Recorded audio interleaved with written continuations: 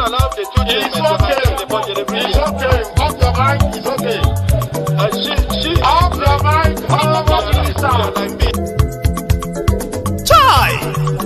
Now wow, people wey suppose talk truth to power don't off mic. And if we talk, now 500,000 they go summer us, call them hate speech. But fear not, Maiyegun don't come. Ingo torchlight every corner, nooks and cranny of all these bad people where they spoil our country.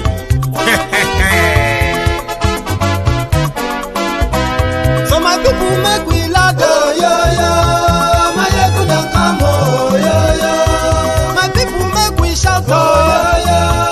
Maiyegun don't come, oh yo yo. Maiyegun don't come, man of the masses, oh yo yo. Maiyegun don't come, oh yo yo. Maiyegun diary politico, oh yo yo. Maiyegun don't come, oh yo yo. This one not the off in mind, oh yo yo. Maiyegun don't come, oh yo yo. And in the touchlight every corner, oh yo yo.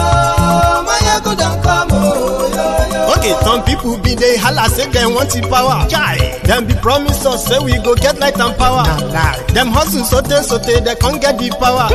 But now they know they do anything with the power. Every day, dollar just they get the higher power over naira. See them talk say make we off mind, but thank God say Maiyegun don't come. So my people make you loud, oh yo yo. Maiyegun don't come, oh yo yo. My people make we shout, oh yo yo. Maiyegun don't come, oh yo yo. Maiyegun don't come, man of the masses, oh yo yo. Maiyegun don't come, oh yo yo. Maiyegun diary politico, oh yo yo. Maiyegun don't come, oh yo yo.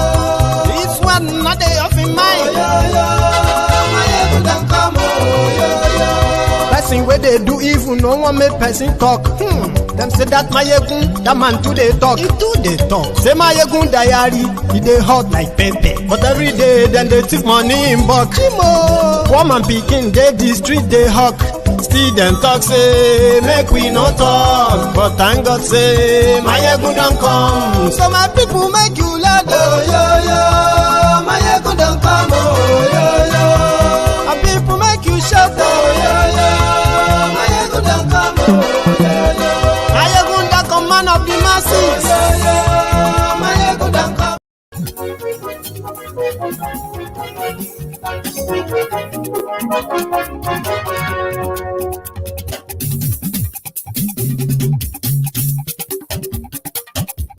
Hello there. Làwọn mọ̀ làmọ̀ tó dòdòdò. Maiyegun diary, Maiyegun number one. Maiyegun làwọn mọ̀ làmọ̀ tó dòdòdò. Good morning to you, good afternoon to you, and good evening to you from wherever you are watching from. This is Maiyegun Live. Lórí YouTube. It is also Sunday sermon. Gbogbo bó ṣe ń lọ ni Maiyegun já wa sí. Maiyegun diary, Maiyegun number one. Àṣírí ọ̀jẹ̀lú kì í bò níbẹ̀ o. Maiyegun diary. Thank you so much for joining me from wherever you are watching from. Remember, share this broadcast. Invite your friends, invite your not so friendly friends, and tell them that Maiyegun today is as simple as that. Thank you. Maiyegun diary politico. Maiyegun diary, Maiyegun number one. Godfatherism kò sí lọ́rọ̀ Maiyegun. Maiyegun diary, Maiyegun number one. Ẹ farabalẹ̀ sẹ́ o kẹ́kọ̀rọ̀ lẹ́nu. Maiyegun diary, Maiyegun number one. Àní Maiyegun làwa mọ̀ o làwa mọ̀. Listen to this.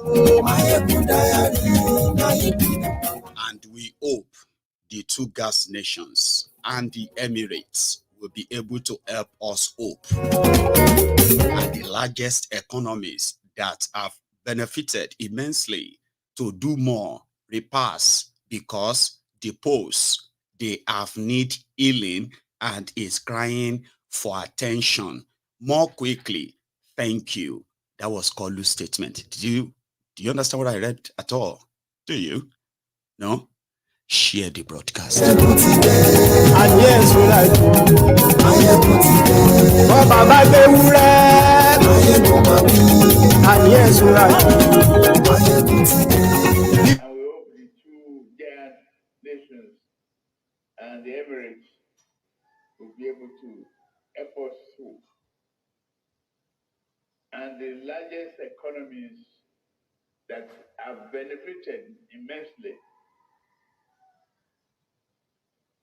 to do more very fast because their health needs healing and is crying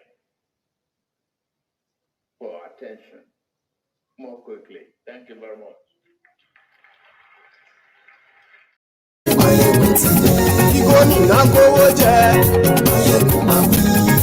Koolu bulaba, bala blue, the city boy, tó ń jayé Davida Loca, ìwọ busy fighting tribal ethnic war. Ayé ẹ ti bàjẹ́. 900 million trip. Ọmọ. Ọ̀jẹ̀lú ẹ̀ súnragì. Ayé ẹ̀ súnragì.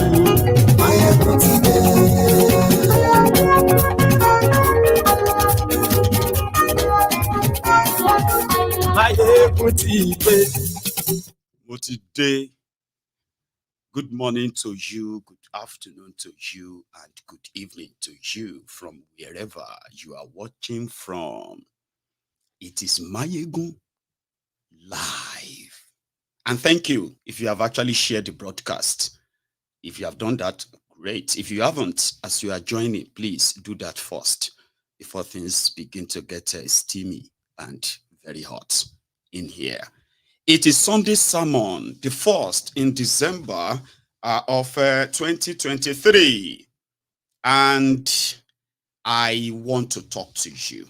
In fact, I want to talk to us again. And as usual, you see, I believe from my own experience that Nigerians have one prejudice or another towards one another, no doubt.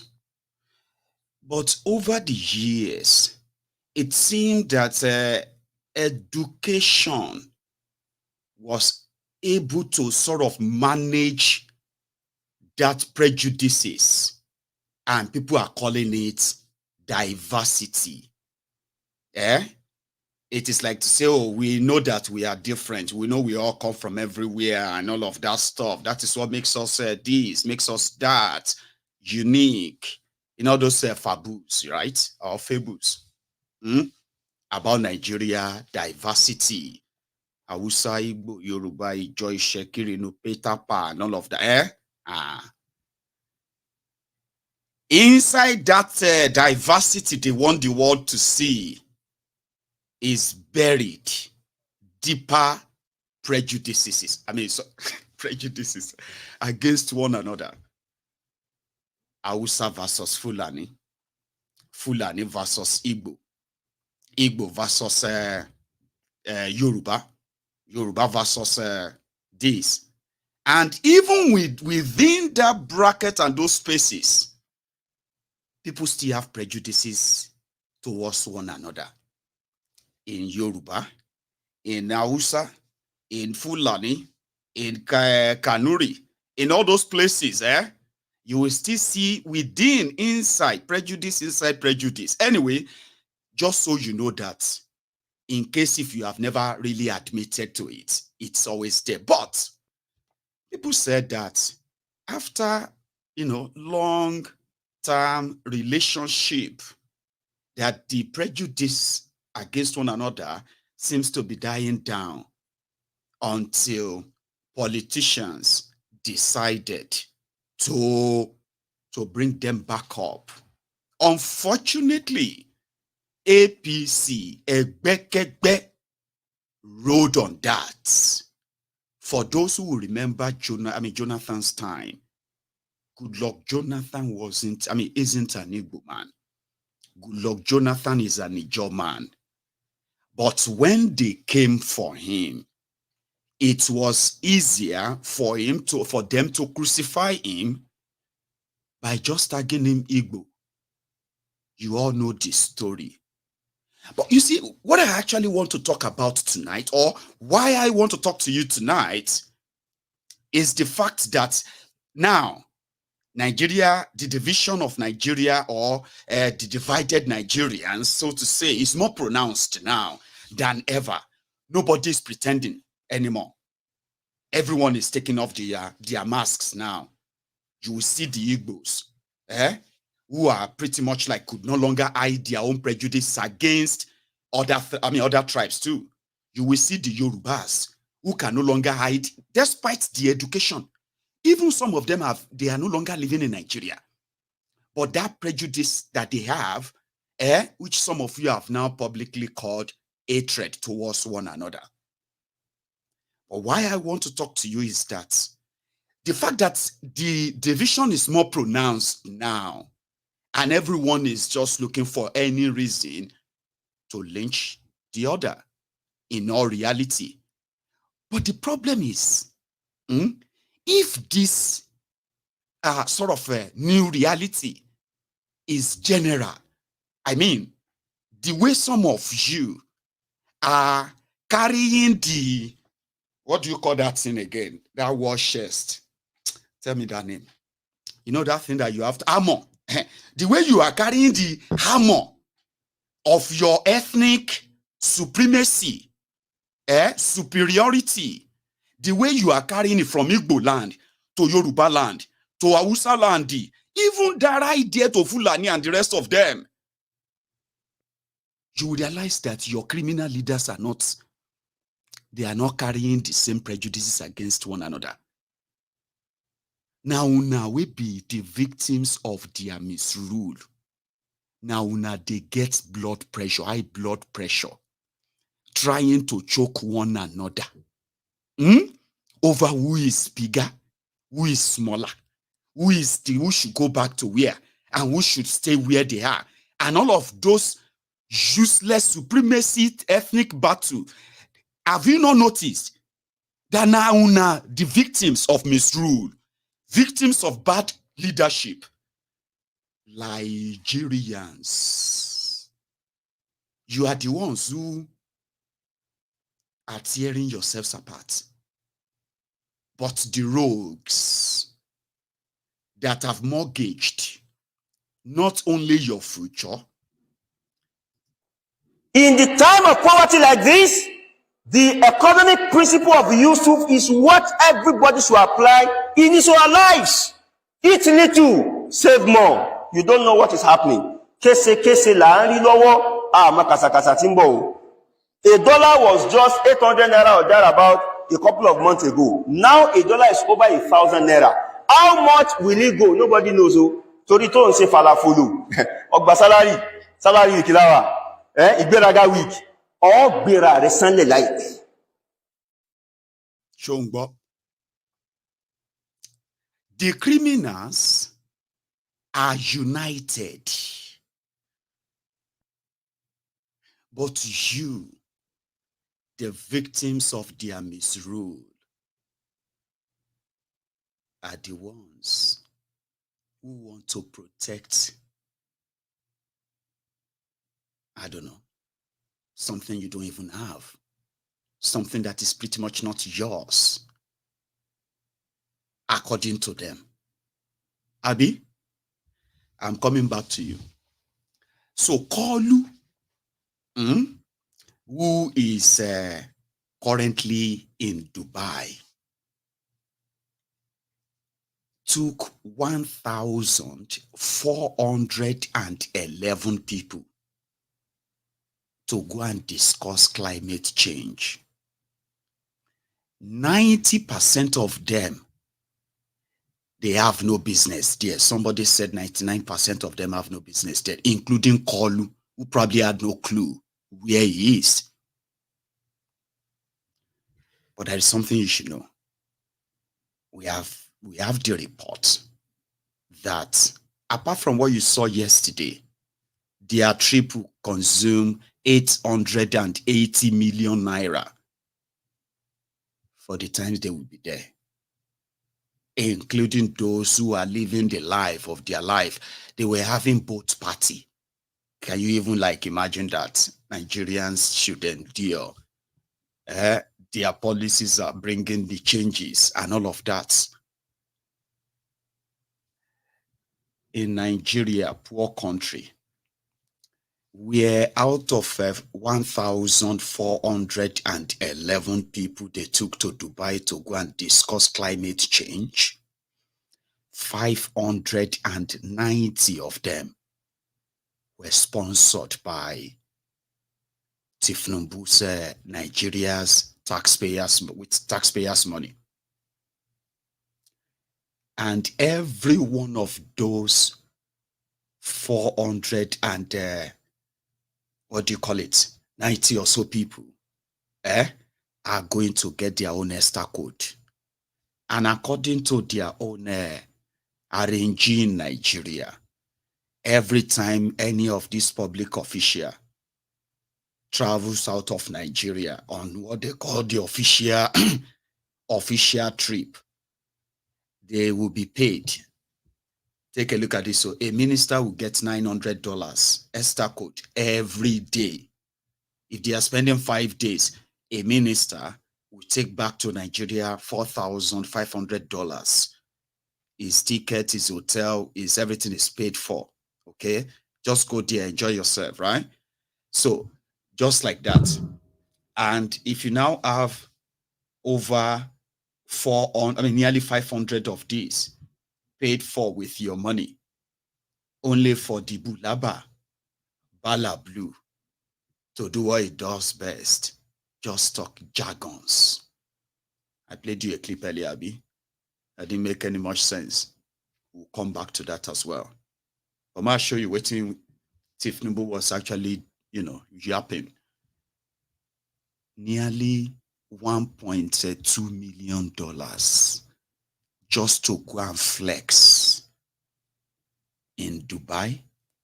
In January, they are going to Davos in Switzerland. That is going to be like another maybe $2 million.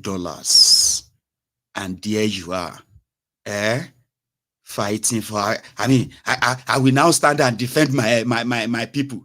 I cannot let all these Igbo people come and take our land. You don't even get land. Some of you don't even get job. Some of you are saying you want to defend. What do you call it? You want to defend. Where do you want to defend? With empty stomach. Hungry, starving, suffering, smiling. Now, one by one, I'll come back to you. Thank you very much. President of the COP28, thank you for providing this platform and managing it effectively well. John Kerry, Your Excellencies, and other distinguished ladies and gentlemen. Today, we welcome the effectiveness of your leadership that has given us the hope to sustain livelihood in the rest of the world. The earth has been injured, not by us mainly, by the big economies. I'm so sorry. I should have warned you, okay? See, for those who probably are so serious that they want to listen to Koolu, listen to me. He's talking nonsense. Shall you get gibberish? Absolute bollock. But it's going to sound like, at a point, it's like at the moment you will see, you hear him sounding like, okay, it's like he wants to make a statement. Okay. Then it's just going to go off. Once it goes off for like maybe 40 seconds, 50 seconds, then it's going to be like, oh, he's back on track. He's now talking about exactly what you expect him to talk about, climate change, Abi. Then it will just go down again. I should have warned you. I'm so sorry. Just don't sit down there with seriousness, like, and then suddenly feel like, what is he talking about? I don't understand again. I'm lost. He can begin to talk about kidney. From kidney, it can go straight to mass. You will think he's talking about kidney, maybe body parts. It can jump from there straight to Mars or Pluto. And from Pluto, it can land in Akure. And then you'll be wondering, like, okay, like, seriously. You're confused, right? I just thought I should prepare you. Okay, let's go back to it. Talking to, and please, watch the reaction of that, what do you call it? That Sheikh Abi Lemomu, that one with Biloke's, what do you call it? All over his head. Because if you look at that one's head, that one, no, you can know that it's moderate. It's not like the ones you will see in Nigeria. That one are bed sheet. Super size or king size bed sheet that they put on their head like that, right? This one are maybe not, pillowcase. Thank you very much.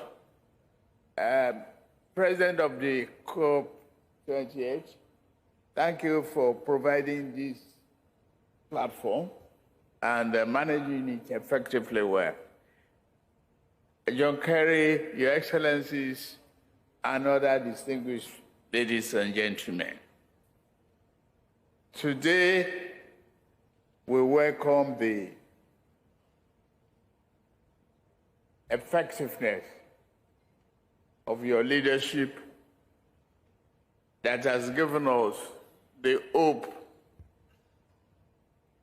to sustain livelihood in the rest of the world.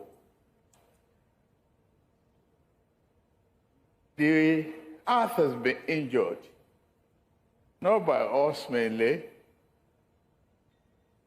by the big economies. And I'm glad two of them are here.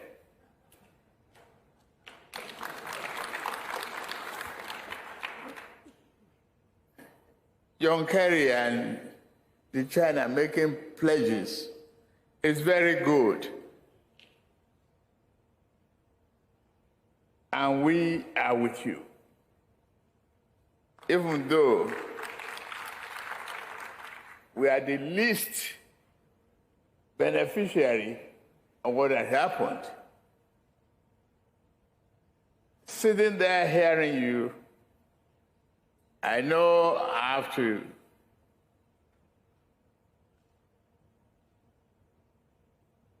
commit ourselves. And we have been doing so before today. We are committed to critical steps to reduce methane emission by ensuring flood gas are eliminated. There's a huge penalty for that. There's equally a huge incentive to do so. The measures that we're taking here is a welcome development, no doubt about that. And we are with the leadership of UAE for the commitment so far.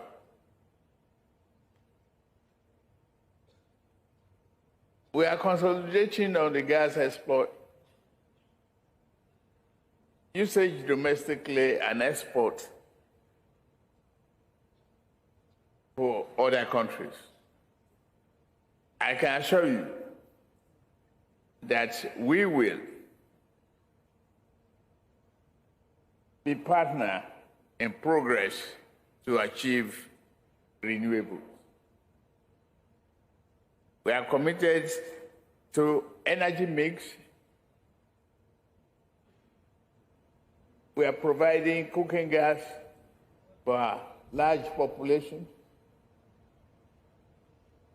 We will continue to do that. We've signed off on reduction of methane. We will leverage on new technology.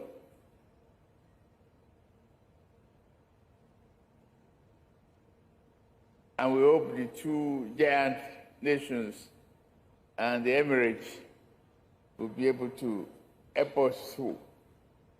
The Africa, that what I know of Africa is the fact that the risking in additional investment and technological know-how, it is very necessary. And the largest economies that have benefited immensely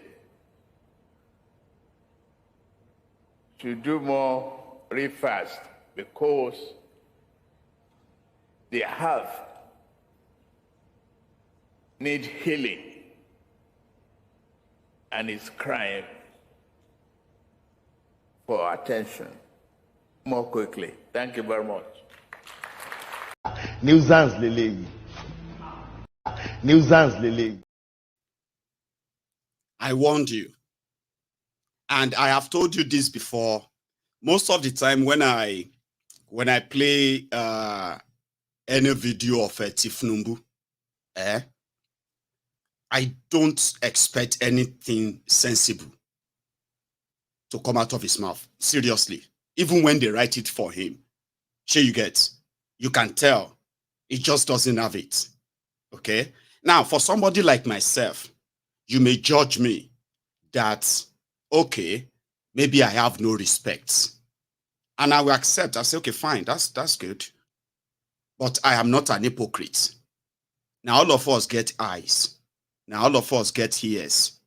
And with what I see, and with what I heard, Abba, I will not be an hypocrite to tell myself that that person gets something upstairs. A lot of you sat down there just now, and you listen to all of that. What could you make out of it? At least some of you heard that they are making cooking gas for our people. They are cooking gas. During their Sharid election, they asked him about climate change.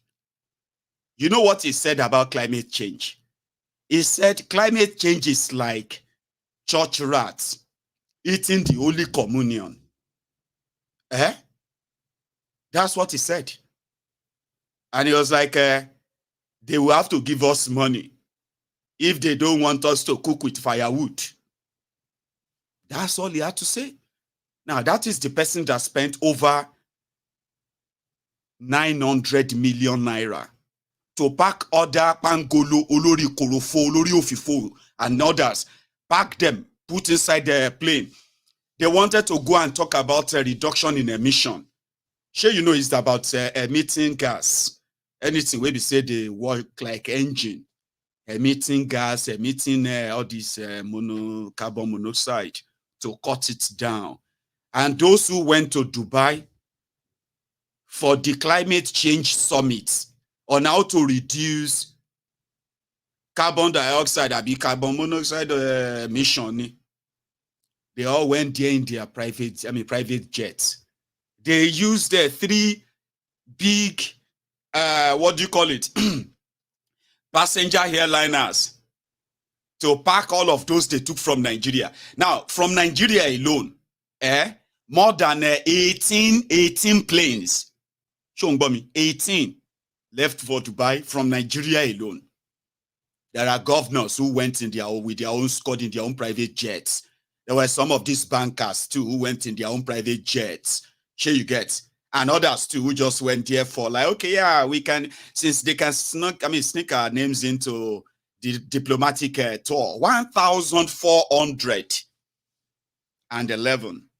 They all flew in their private jets from America, from all over the world to Dubai to discuss how you should stop using firewood to cook.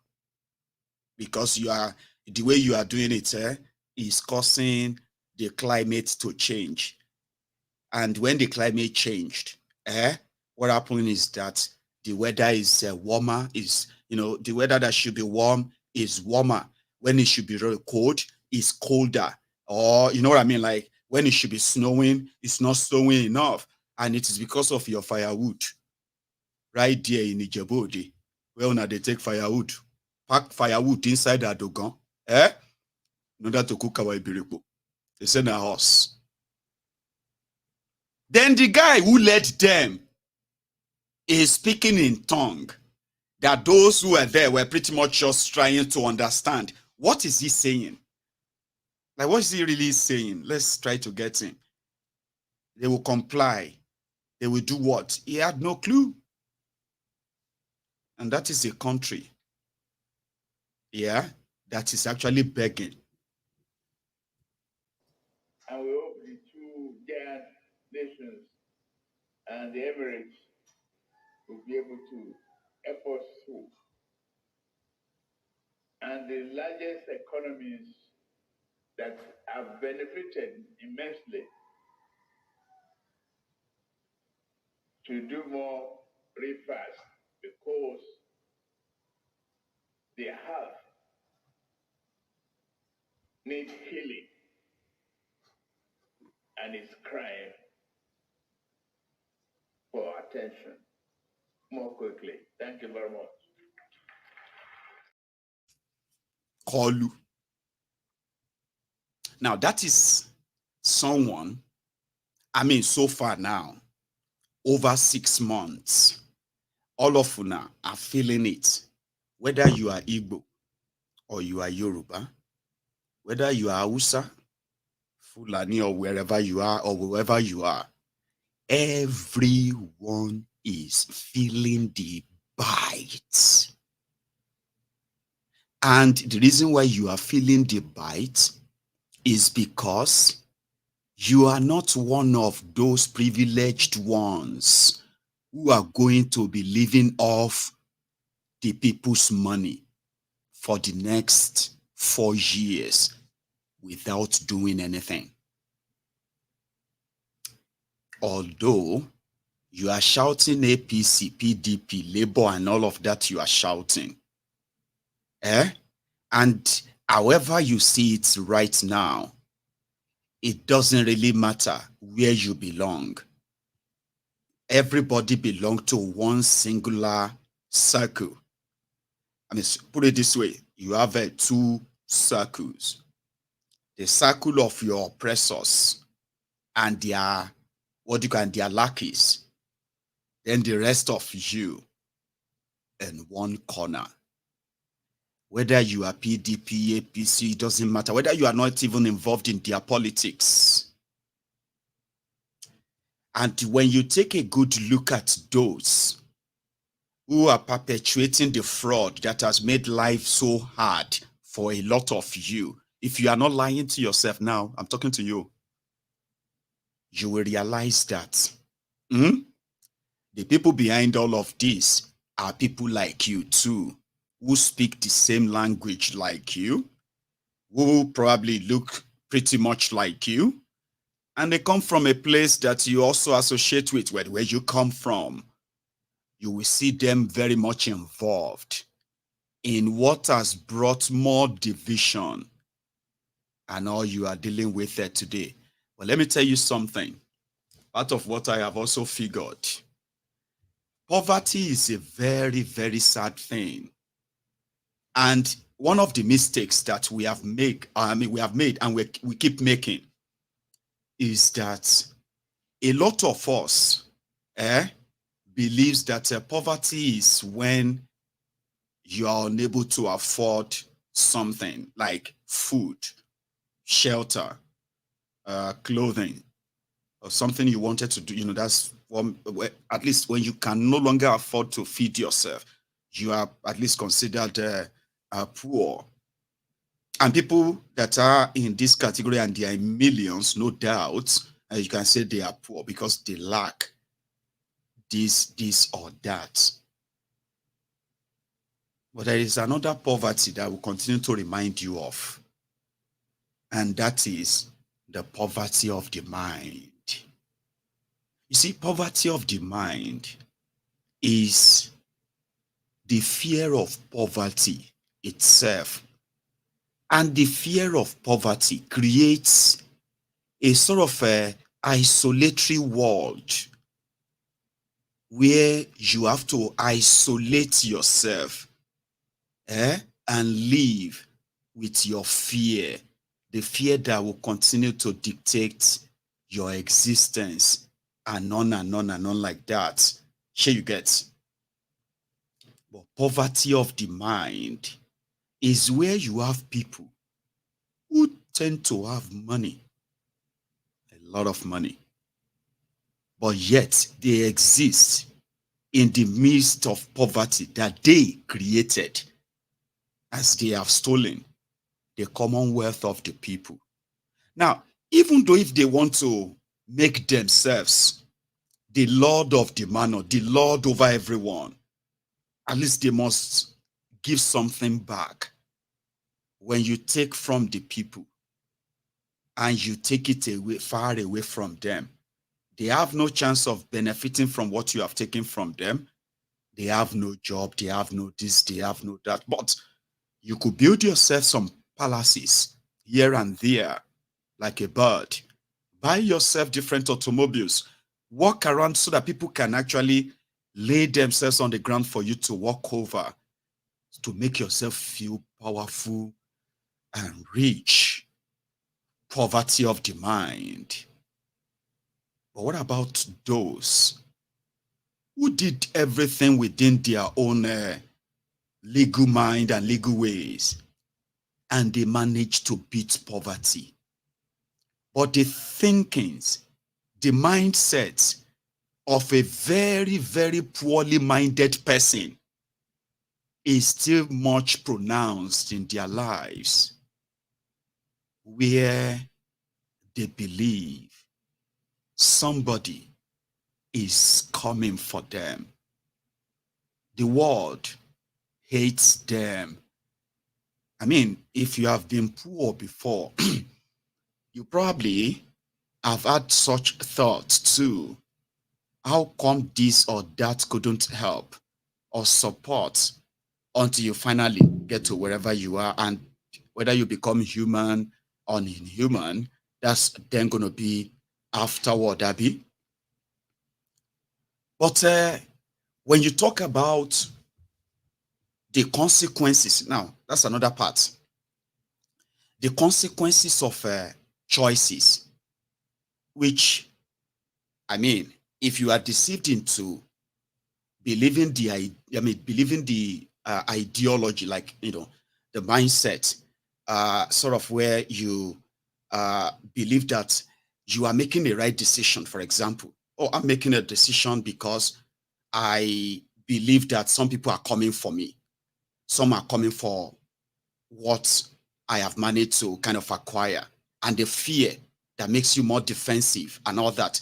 Then you begin to make decisions based on that. Decisions like when politicians see that loopholes. Decisions like, oh, if we lose power, you are likely going to lose your what? You're going to lose your land, or you're going to lose your business, or you're going to lose what? Because you have been poor and you are still poor, even though you have, at least you have everything you usually pray for. Now you have everything.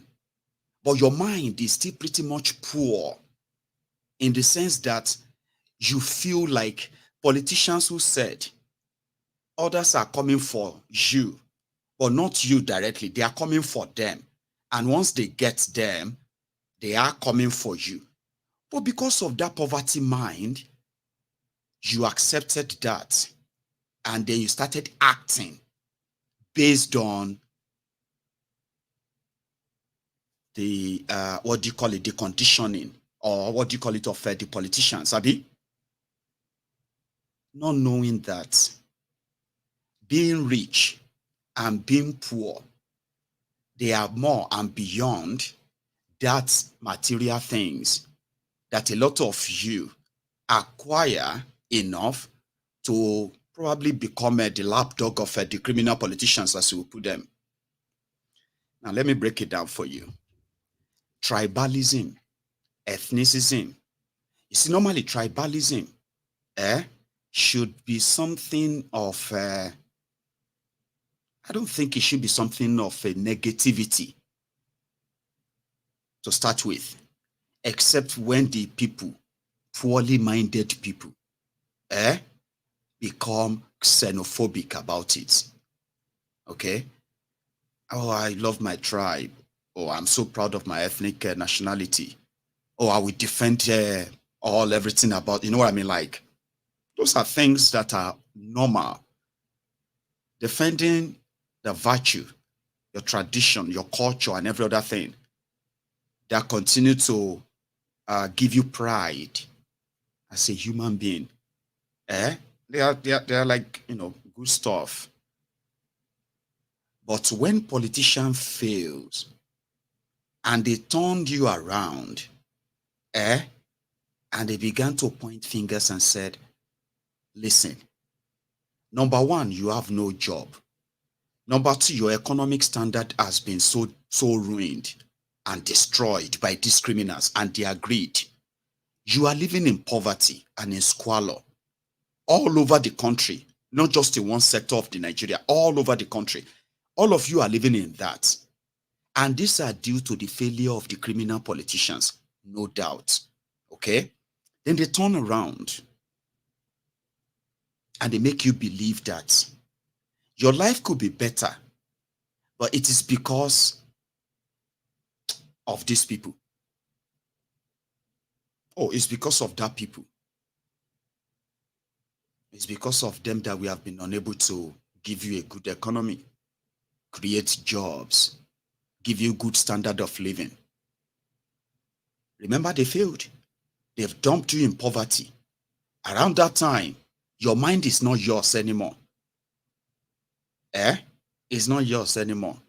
Majority of those who have been really hit with the Nigerian poverty, their mind is not theirs. And politicians know that. Now that they have failed, you have none of this. But they make you believe that you have to hate other people in order to defend what? Defend them or defend your poverty. Defend your health care. Defend your education system. Defend your infrastructure. Defend what exactly? So the bottom line is this. I showed you the first part where the criminals, and I will be showing you that every day as I get on them, okay? Where the criminals are lavishing your resources. You are not offended. If you are finding it difficult to pay your rent today, to feed, to pay your children's school fees, to pay your debts today, the reason is not far-fetched than these rogues. And when you look at them, you are going to see Yorubas there. You are going to see Igbos there. You are going to see Hausas there. And you're going to see everyone from like everywhere involved. You, the victim, you are now the ethnic champion. Tribal bigot. And I know that the bigotry today, as we said, that we call it prejudices. Prejudices is when we used to say things about ourselves before the APC, Egbekegbe, turned this into, what do you call it, Igbo versus, the rest of Nigeria versus the Igbos. And you see this Igbo versus Yoruba, Yoruba versus Igbos that you are seeing today, including the bigot from both sides, okay? It all started from 2013, 2012, 2013, 2014, and by 2015, it got them into power. Jonathan was presented as Igbo, and Igbos, who became the target of this APC, Egbekegbe, they are still alive. For those who are still alive among them, they will tell you. I think recently we have started seeing some of these young Igbos. They call it fighting back propaganda. What do you call it? bigot for bigot. So bigotry right now, like I said, back in the days, all those, what do you call it? All those banters that we used to have, or we used to throw at ourselves. When you call a northern and Awusama, when you call them Aboki, Aboki is my friend, right? But today, if you call them Aboki, it is now a slur word. It's going to mean that you hate the Awusas, or you hate the northerners if you use that word today. So if you are an Igbo man today, if you decided to what do you call it? Call the Yorubas. What do you call Yorubas again? It's this thing they call Yorubas. I can't remember that right now. If you use that today, seriously, it will create almost a cyber war. And right now as well, you can now use the slur word and say, what do you call it, to attack the Igbos too. Now, you see all these words there. I don't want to kind of repeat some of them, or some of you probably know them. Nyamiri is the one that the northerners will call the Igbos. Abi, give me water. Do you get that? But if you say that right now, you're going to trigger an average Igbo person, and they are going to have to say theirs back. So what they are now saying is that it is going to be bigotry for bigotry. Now, since everybody wants to be bigots, that's no problem. You see, back in the days, it wasn't called it wasn't called a bigotry. Yeah, there are some Igbos that will call the Yorubas cowards. I don't know where that comes from. Some will call Yorubas betrayers. I don't know where that comes from. But when it is politically convenient, the victims of the victims of a failed leadership, failed system, the victims are champions of tribal, ethnic, what do you call it, bigotry now. But now all of una, they waste your energy on who is more bigoted and who is not. I have given you this simple solution. I've given us that many times. You see, for those of you who want to defend Yoruba land and send the Igbos back to the eastern Nigeria out of Yoruba land, number one, you don't even have the power to change the fortune, your fortune in Yoruba land. You don't. To those of you Igbos in your own bigotry, that says, what do you call it? Without you, there will be no, there will be no Lagos, so to say. In your bigotry, all of una no even get the power to influence the same development in eastern Nigeria. Now, let me explain that. That Lagos is the commercial capital of Nigeria today, the politically motivated commercial capital of Nigeria, today is not by any of you's making. Whether you are Igbo, okay, or you are Yoruba, or you are Hausa, or you are from any part of Nigeria. It is the creation. Lagos is the creation of the criminals in charge of Nigeria. And the development of that same Lagos, the political concentration of the economy of Nigeria in Lagos, which all of you should know that is deliberate. If not because of us, the Igbos, Lagos cannot be, no, shut up your mouth. You that is even talking, you probably have no single kiosk in that Lagos. But you are living in a pride of something you didn't create. If the political criminals of Nigeria decided that Calabar is going to be the commercial capital of Nigeria, you don't even have the power to change that. The Igbos or Igbo millionaires or billionaires who make their money in Lagos, they also understand this. That as much as they have that money, and they want to keep having that money, it will have to remain in that same place because they don't even have the power to pull it out once and take it away. None of you have that power. You have nothing. You have control over nothing. As for Yorubas, well, thank God you can say Lagos is in Yoruba land. But to whose benefit? What is that direct benefit to Yoruba land that Lagos is in Yoruba land? To you watching me right now. What is that direct benefit that you can say? It's not by your making. That's what I'm trying to tell you. None of this is by your making. Because if Nigeria is your creation, think about this. So, if Nigeria is our own creation, Nigeria would have been created by treaty. You know what is called a treaty? A treaty between all the nations that want to come together. Because you want to bring all your own resources and hand them over for your own use and the use of the rest of the country. There must be some agreement. There must be some understanding. But Nigeria didn't have that. Nigeria was just like a creation that we say, let this be, and it is. You have nothing around that. Do you think all of you who are joining me, including me that is talking here, do you think if you all have the real power as citizens of Nigeria, currently now only one seaport you have in Nigeria, country of 200 million people, does that even make any sense to you?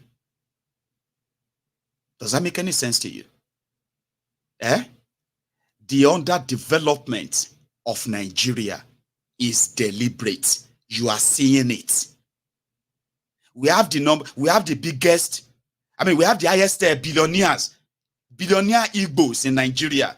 Shut up your mouth. We have the biggest, the largest billionaires in Hausa land. These are the people who have nothing. You are claiming a glory you have no contribution to. It's just connection. And here you are, in that same contraption that you have no power, no nothing, no influence. You are telling some people to go back to where they come from. You don't even have the power to move them and move them out of that place. You are buying a pack of noodles for 6,000 naira. You are buying a loaf of bread for 1,000 naira. A liter of petrol for 610 naira. And you think your tribal and the rest of all those championships that all of you are competing for, do you really think it's not an act of a lunacy, a madness? Have you not noticed that? You can only tell people to live anywhere the moment you are independent and as a country of your own. You can't have it both. We agree Nigeria is fraud. Great. Everybody agrees. But how can you say you are educated? How can you say you are exposed and you are a tribal bigot and you have no idea that you are such a disgrace? Every one of you is a victim. But in your head, you are telling yourselves that you are fighting a war to protect the Yoruba heritage, to defend the Igbo heritage. And it is by threatening yourselves, cursing yourselves, tearing yourselves up, making yourselves feel better, and make the other feel so terrible, Abi. And when you are done with all your madness, you will now go back to the same country created by the Igbos, the Yorubas, the Hausas, the Fulanis, the Ijos, Christians, Muslims, atheists, Babalawo, Mamalawo, and the rest of them.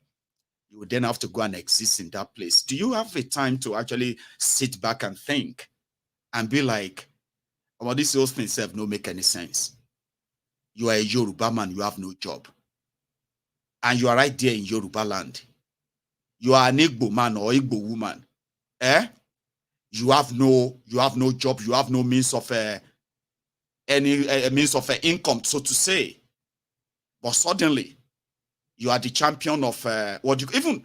Oh, hey, hang on. Don't let us even just put it everything on empty stomachs now. Let's even talk about those of you who even seems to be having. You do have, but you are struggling.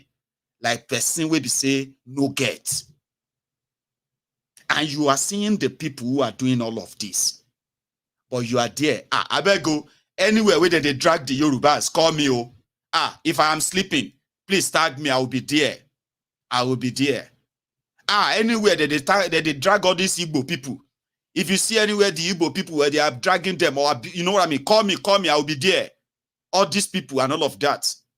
When they fight over who first, who was the who started wearing this particular cloth, and who was the first person that first bought this? Who was the first person that first did this haircut? And the rest of that, when them buy our lives are being mortgaged. Nigeria is imploding right before your very eyes, and when they get energy for all of that. I know it is deeper than all of this, and I am not expecting you to change. No, Amy. I mean, expect you to change again. No. I am just going to be here to remind you. Sure, you get that. When your madness is somehow, a little bit relaxed, and you can see the reality around you, and you will see that even if you are fighting this, your tribal war in your head, as stupid as you might be, right? You should get sense once in a while to realize that you are also living in a bubble. You are living in that same world that there's nothing special about you. Nothing. I am an Igbo man. We are Igbo people that are... Guys, shut up. Calm down and get out if you can. You are not special. I'm a Yoruba man. Are we Yorubas? You're not. Look around you. Wherever you are, your own shege is there facing you every day.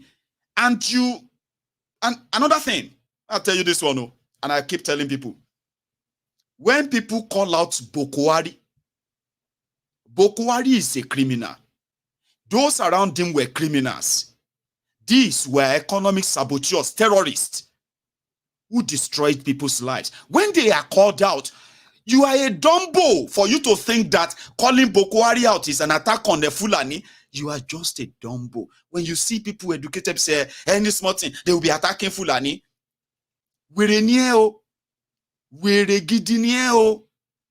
If you are one of those who believe that you are educated and anything they say about Bokwari is an attack on you because you are a Fulani, if the same thing is applicable to what do you call it? Tifnumbu. Somebody says something about Tifnumbu, and you begin to say it's an attack on your Olori Ibu. Because if you get sense, look around you. Are the Yorubas living better? Did Fulanis live better under Bokwari? Did the Northerners live better? Were they safer? Did they have a better electricity? Did they have more job created? Better than the rest of Nigeria? Did they? Olori Ibu niye. Somebody is saying something about Peter Obi too. You can't come out cloth and say because anybody that say anything is because they hate the Igbos. You are so we're in here. I don't know how to say what is we're in Igbo. These are politicians. It may be not Peter Obi because I have told you this before. When it comes to those who are making policies in national, who are taking decisions, and their decisions are affecting the lives of millions of people, their decisions can change the lives of millions of people or destroy the lives of millions of people. I hold them responsible. Do you understand? Even though a lot of you will feel comfortable pointing fingers. What will Peter Obi do differently? Eh? Did you go out there and then slap one of these Mahmoud people? Slap them and, drag them. Because say your votes no count because you voted for Obi. You didn't. So don't ask what Obi would do. These ones that are there right now, what are they doing? How much of that is affecting you, Abi? Or they say make a use them like that. Okay. Somebody says something about hopeless or Digba. You can't get a stroke. Any small thing. How these people will be attacking the Igbos. So anything they say about all these Igbo politicians is attack on Igbo. You demand yo. You demand the Gidigon yo. You don't hear that before? With a sheer Gidigon. Because that is where the confusion lies. You think you are smart? You think, oh, I cannot sit down anywhere anybody is insulting Igbo. They are talking about your criminal leaders. And in order for you to defend them because you are Igbo, it's for you to go and start abusing and attacking the Yorubas. All these useless Yorubas. They will not talk about Tinubu. Tinubu and Hausa people, they are the problem of Nigeria. They are this or that, not the Igbos. She Igbos are your you demand you.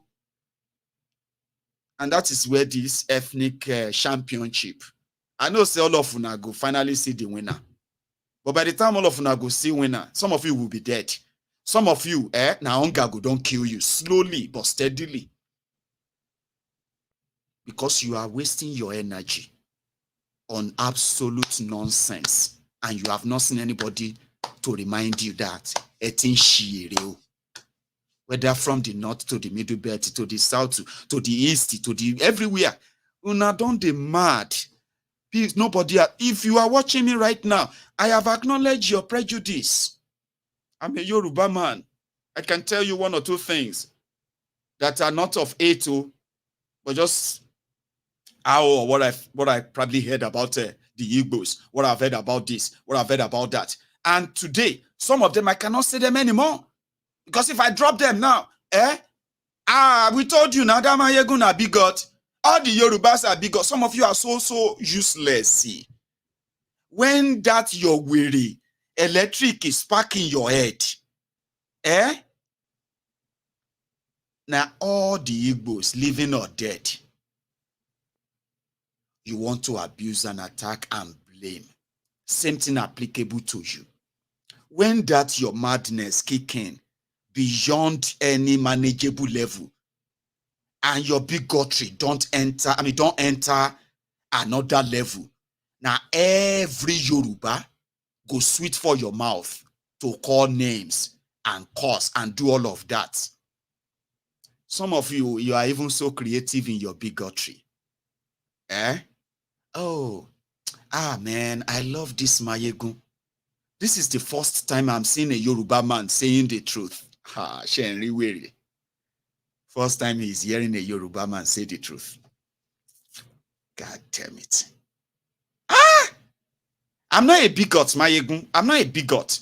I just want to say that even all these Igbo people, their own is too much. They should try and talk to themselves. They should try and love themselves.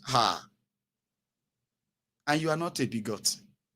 And I'm not a bigot. I'm just trying to advise them. Maiyegun, you have not seen anybody to tell you.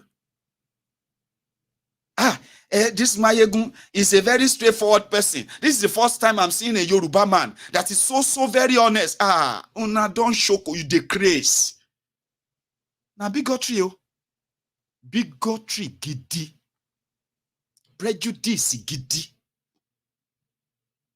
because of one mad lunatic that freak or tickle your own bigotry. Bigot Ivajamu, bigot Ewanshe, bigot championship. No concern. You are a bigot. You are a bigot. Every time they want to dominate, we no get anywhere where anybody person where they scotty or eyan ton bonle He's talking about somebody trying to dominate. All these Igbo people, they like to dominate. They always like to dominate. And they're going to say, dominate who? Person where they defeat. Himself don't get a watching phone. He wanted to kind of consistently manage his bigotry. You don't get anything. Papa, you don't get anything. Eh? Apart from the shirt where they your body right now. Eh? And the phone you are using to watch, you don't get anything where anybody won't take. But now they provoke. These Igbo people should go back to their country. If you want anybody to go back to where they come from, you will need to get your own country. And that is not you loving your country. It is called xenophobia.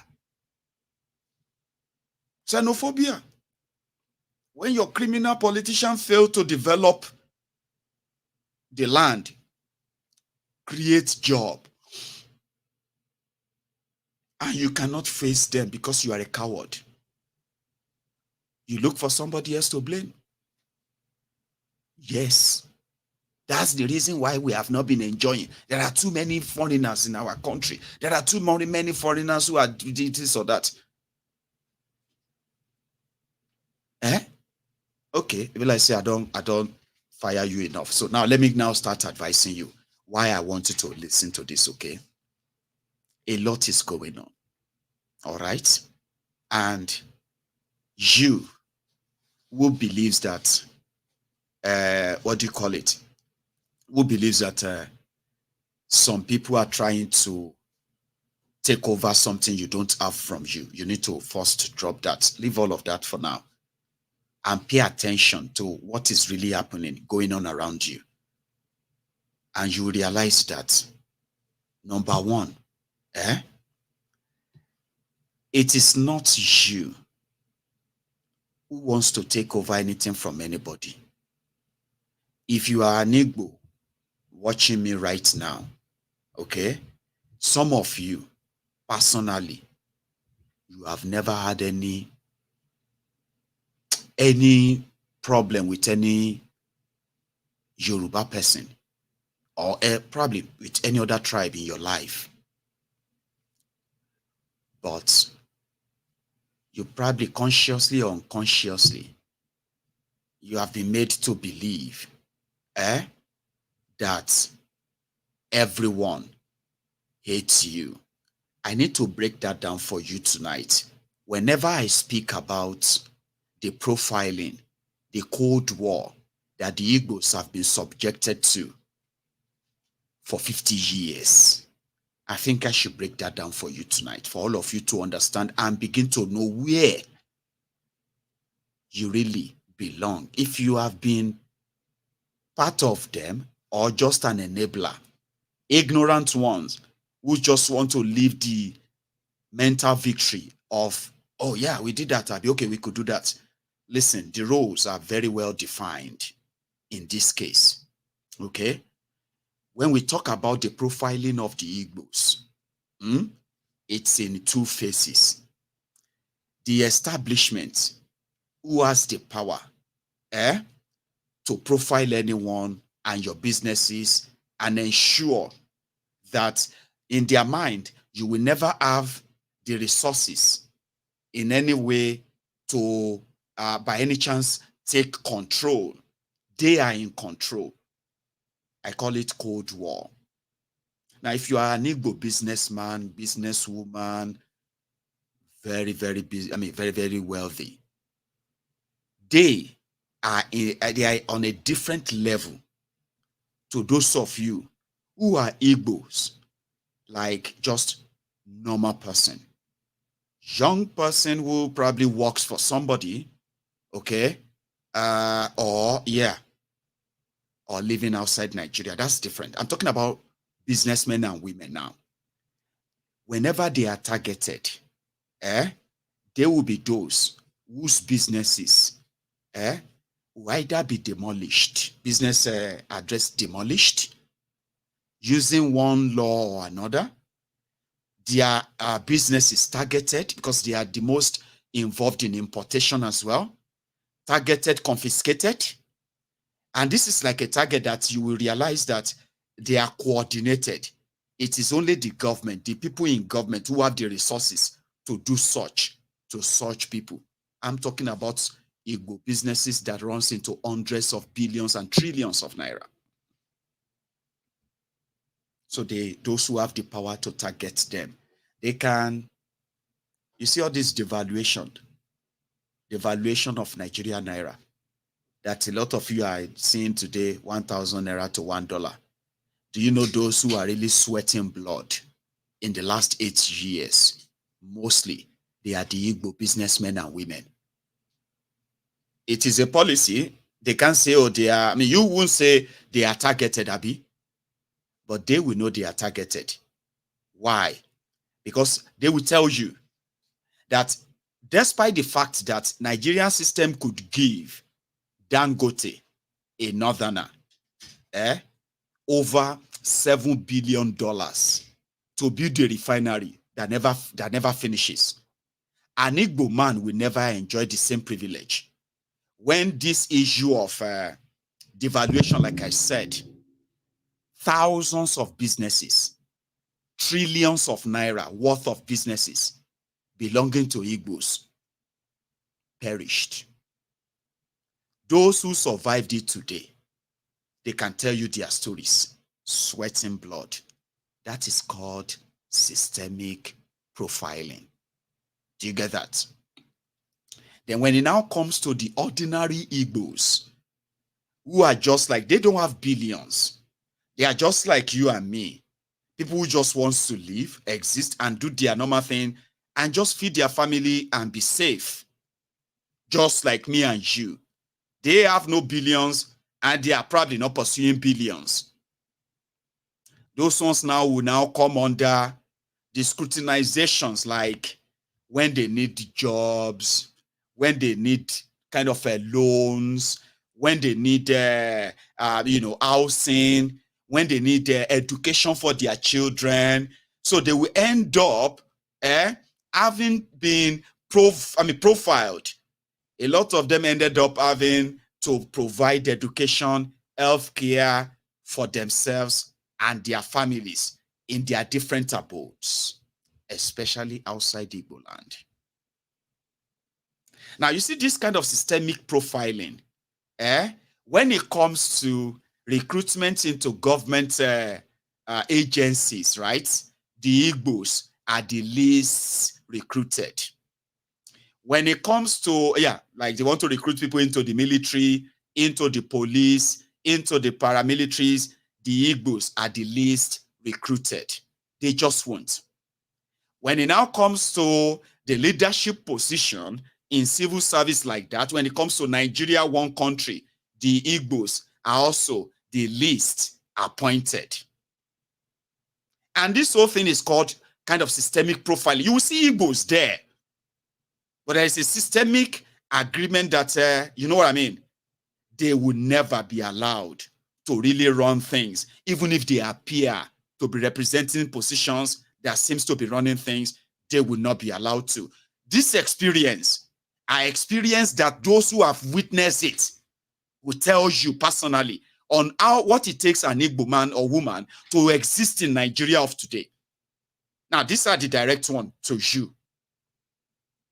So, when we say they are targeted, in a way, it is systemic. And none of this is in any of you's control. If you are a Yoruba man, you have no control in what happened to the Igbos.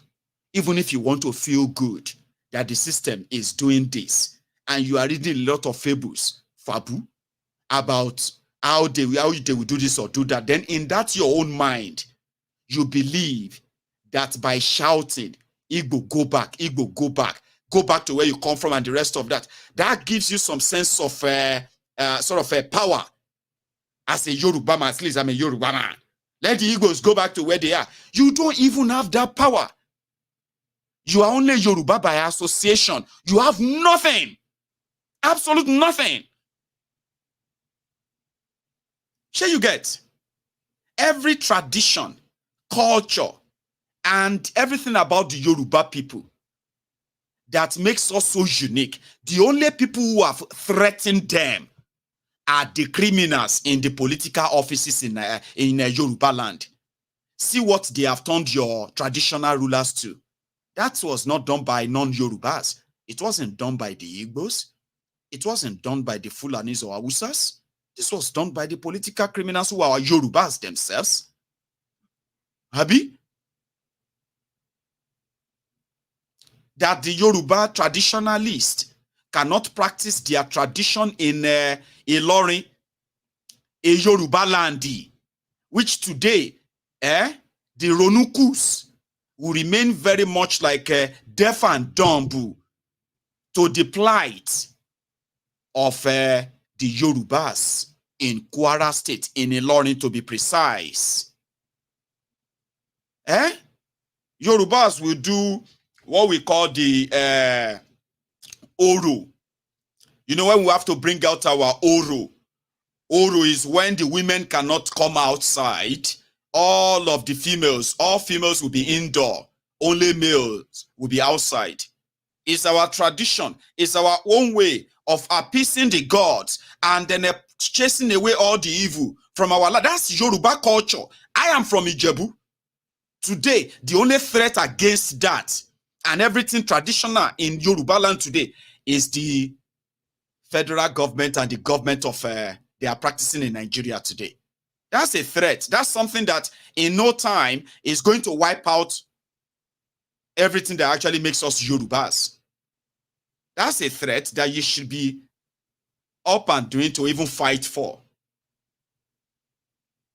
But a lot of you think we are stupid, Abi. You think when you start shouting, you are fighting for Igbo. Defending Igbo politicians. You think when you are shouting, you are defending the northern Nigeria simply because you are defending the northern criminals. Do you think if you are shouting that you love Yoruba, you are defending Yoruba land by defending the Yoruba politicians? Do you think we are actually as dumb as some of you? That you hide behind your own hypocrisy, ignore the obvious threats, and create a different one that you could latch on until you begin to believe that it is true? What exactly would you say? You are in a country that says everybody can live wherever they want to live, right? But you are making yourself feel like you have some power because you are Yoruba. A lot of you today have no idea that if the political establishment in Nigeria had chosen River Niger to what do you call it? To the Atlantic Ocean as the economic capital of Nigeria today, that's exactly what it's going to be like. The same way you are asking question that why can't the Igbo politicians or the Niger Delta politicians develop their own seaports? It's the same way you will be asking today that why can't the Yorubas develop their seaports? It's because the establishment wants one seaport for political reason, for the continued underdevelopment of Nigeria. And none of you get control over that. None of us get control over that. So if there's anything you want to push for, I want to advise you to drop your, what is it called? Drop your ethnic and tribal championship. They are all political, sort of, political fraud. Everything around this Igbo, this, Hausa, that, Yoruba, this or that, they are being fueled based on the political permutation. None of you is interested in defending the Igbos. All of you want Nigerianists. Mad people. You are not interested in defending Yoruba land or defending any land. You are only waiting for your own turn so that maybe one of these days they will take you to their tour and you will remain, your people will remain as they are. The development will remain as they are. And then you will continue to be screaming, now you, the Fulanis, the Hausas, the Yorubas, the Igbos, and the rest of all of those nonsense that you put up in your head. No amount of education could take that away from all of you. That is the saddest part. Illiterates are better than some of you. I'm talking about illiterate who didn't read too much. A lot of you read a lot. But you are now ethnic jingoists, tribal champions. But yet, in that your own tribal triumph and the supremacy nonsense, you are still unable to actually live a better life. The criminals who are looting all of this, you will see the Yorubas, Hausas, Igbos, everybody from there, Christians, Muslims, and the rest of them, all of them. Baba, she once in a while, una no supposed just sit down, they think, say, more, we just think about our lives. We like say, una the craze. I have seen a lot of people, young people, little kids. They are defending Yoruba land. Others are saying, we'll defend Igbo, we'll defend all the Igbo this, we'll never take all this nonsense. These two lunatics. Two lunatics from the both sides of the Niger. Living in the poverty capital of the world, where their lives is worth next to nothing. The two ways that could be killed, and nobody go even like feel bad in a way to ask questions. They are fighting. The Yorubas have always been your in 1821. Olori Buruku in 1821. Our people created something. They stood for something. A lot of you have nothing you are standing on now. You are fighting yourselves because of politicians. You are telling yourself that if they say something about Tifnumbu, is something they are saying against Yoruba. I'm a Yoruba person. And the poverty that has escalated in Yoruba land today, I've started seeing Yorubas, they do Bambi Allah, Baba. And you Wiris are saying you are fighting for Yoruba this. I have to defend my culture. You cannot say any nonsense about. They are saying something about Yoruba land, they get mad.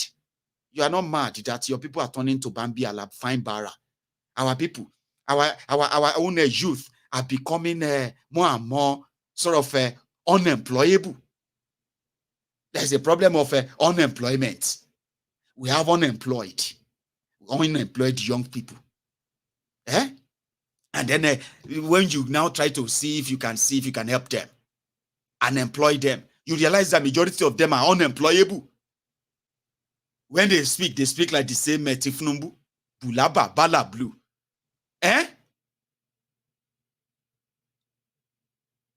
Everywhere is degenerating. Una they become ethnic champion. I love that. I don't say una no go here. See, no be today. I know that you are never going to hear. But you know something? You are also never going to deny the fact that you spent 10 minutes with Maiyegun, and somehow, it can't be like saying now you, Maiyegun, they talk to, because it's you I'm talking to. I know a lot of you that you have been doing so much to kind of hold it back. If they allow you to say everything within your mind about the Yorubas, what's in the inside of you about the Yorubas? Say them. Say everything that you have inside you. After you finish saying everything you have inside you about the Yorubas, Yoruba this, Yoruba that, Yoruba up, Yoruba down, Yoruba left. All right. When you are done, okay, you will then have to go back to the life, the world created by the Yorubas, the Hausas, the Igbos, and your people, and my people, and the poverty capital of the world that you have to swim through. You go back into it. Maiyegun, honestly speaking, all these Igbo people, they are taking it too far. I understand that I understand that Nigeria has not been fair to them. But all this nonsense they are saying about the Yoruba people, Maiyegun, if I say what is inside of me, if I say everything that is inside of me, honestly, all these Igbo people, they will just go and die. Baba Kilo and waiting inside the pangolo head, that your pangolo head. Waiting you won't say about the Igbos to make yourself feel better because you are Yoruba. Oh yeah, say it. Say it, weary. Say everything that is inside of you. The Igbos, this, continue. When you are done, when you are done, you now walk outside and go and buy bread, Yoruba hospital bill, Yoruba school fees. Olórí burúkú ni ń ronú. Una no dey think. Mo tún sọ̀rọ̀ òwe yẹn tún sọ mi kí Maiyegun say what is inside. Kí ló wà nínú inside of you? The inside that is pangolo empty. Kí ló wà inside of you about the Yoruba, about the Igbos? So what I'm trying to tell you is that if you get sense, even if your sense they work once in a while, once every week, and I pray that this moment is that moment that your sense is working, you have no control over anything. Nothing. You are just doing a mental gymnastics. Doing this Igbo this, Yoruba that, Hausa this, Fulani that. Baba, mental gymnastics ló ń ṣe. Tó bá forí ẹ gbé weight tán, you go drop the wàá gbé weight ẹ sílẹ̀, wàá ṣẹ̀ṣẹ̀ wàá gbé weight ti the shege that Nigeria has in stock for you. So once you begin to use your brain, that you are all victims, they are demolishing Igbo people houses. You said they demolish everything. We wanted to demolish. No be person will get money, they build us. The way your life is right now, the way Nigeria economy is right now, ṣé o ní lọ ṣògùn owó báyìí? Can you even be able to afford a container to put on a 2x2 land? So that you can still be, you can have something, you can say you have roof over your head. With the way Nigeria is right now, at the age of 25, at the age of 33, at the age of 38, tell me, before Kolojo today, before you die now, like Shogunwo in this situation in Nigeria is, you will build a container where they go demolish? They don't demolish somebody, some of them's houses, Abi. Nigeria has happened to them. So they will deal with it, Abi. You that has no single wheelbarrow, you are happy because the houses they demolished are Igbo houses, and you are a Yoruba man. When they finish demolishing the houses, they go do like Robert Mugabe in Zimbabwe. They will now reshare the land. Osborne, all those land that they reclaim from the sea. They will demolish all of them now. Will they give them to you? You are doing mental gymnastics. And to some of you who probably have no sense too, who are celebrating it because to you, all of them we have told them, all these Igbos that are building houses in Lagos, they should have come and build their houses in this or that. You cannot make yourself feel good, hiding your own prejudice by saying, you know what I mean? Using that too as a base. No, it doesn't make any sense. All of una, they run mad in a different kind of diagnosis that if we begin to kind of test each one of you, they probably will spend decades to identify the names of your madness. Listen to me. Listen very carefully. Nigeria is imploding. And some of you are just enablers, despite the fact that you are also victims too. Cut your nose to spite your... I'll be waiting. They say, cut your... Oh, no. I'll use whatever I remember, Sha. They say, cut your... or remove your eye to spite your nose. I'll be cut your lips to spite your nose. I'll be cut your nose to spite your eyes. Here you get, I'll go show you, say, these eyes. Thank you very much, Chike. So Chike is my brother from Canada. Chike is Igbo. And every time I see Chike, I see a brother. And every time I see people like Chike, I see them as my friends and brothers too.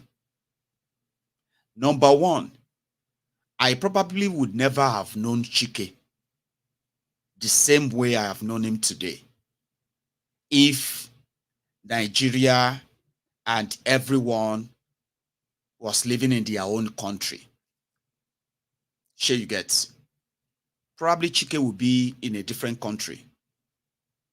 And that would be in a different country. But because of Nigeria, I have known many Chikes. And all my life, there has never been any Chike, Obiora, Obioma, Chizom, that has ever been a threat to me. Never in any of this my oblongata, medulla oblongata, brain longevity. Sure you get. Never. And I don't think I appear to be a threat to Chike in any way. But there are people like Maiyegun and there are people like Chikes today who believe that someone like Maiyegun, if he is not dangerous to us now, he is going to be dangerous to us later because he's a Yoruba man. And someone, another Maiyegun, is looking at Chike and said, well, it's true, but Chike is Igbo. If he is not dangerous to me now, he's going to be dangerous to me later. That is the world these criminals have created. That is the world a lot of you are buying different tickets.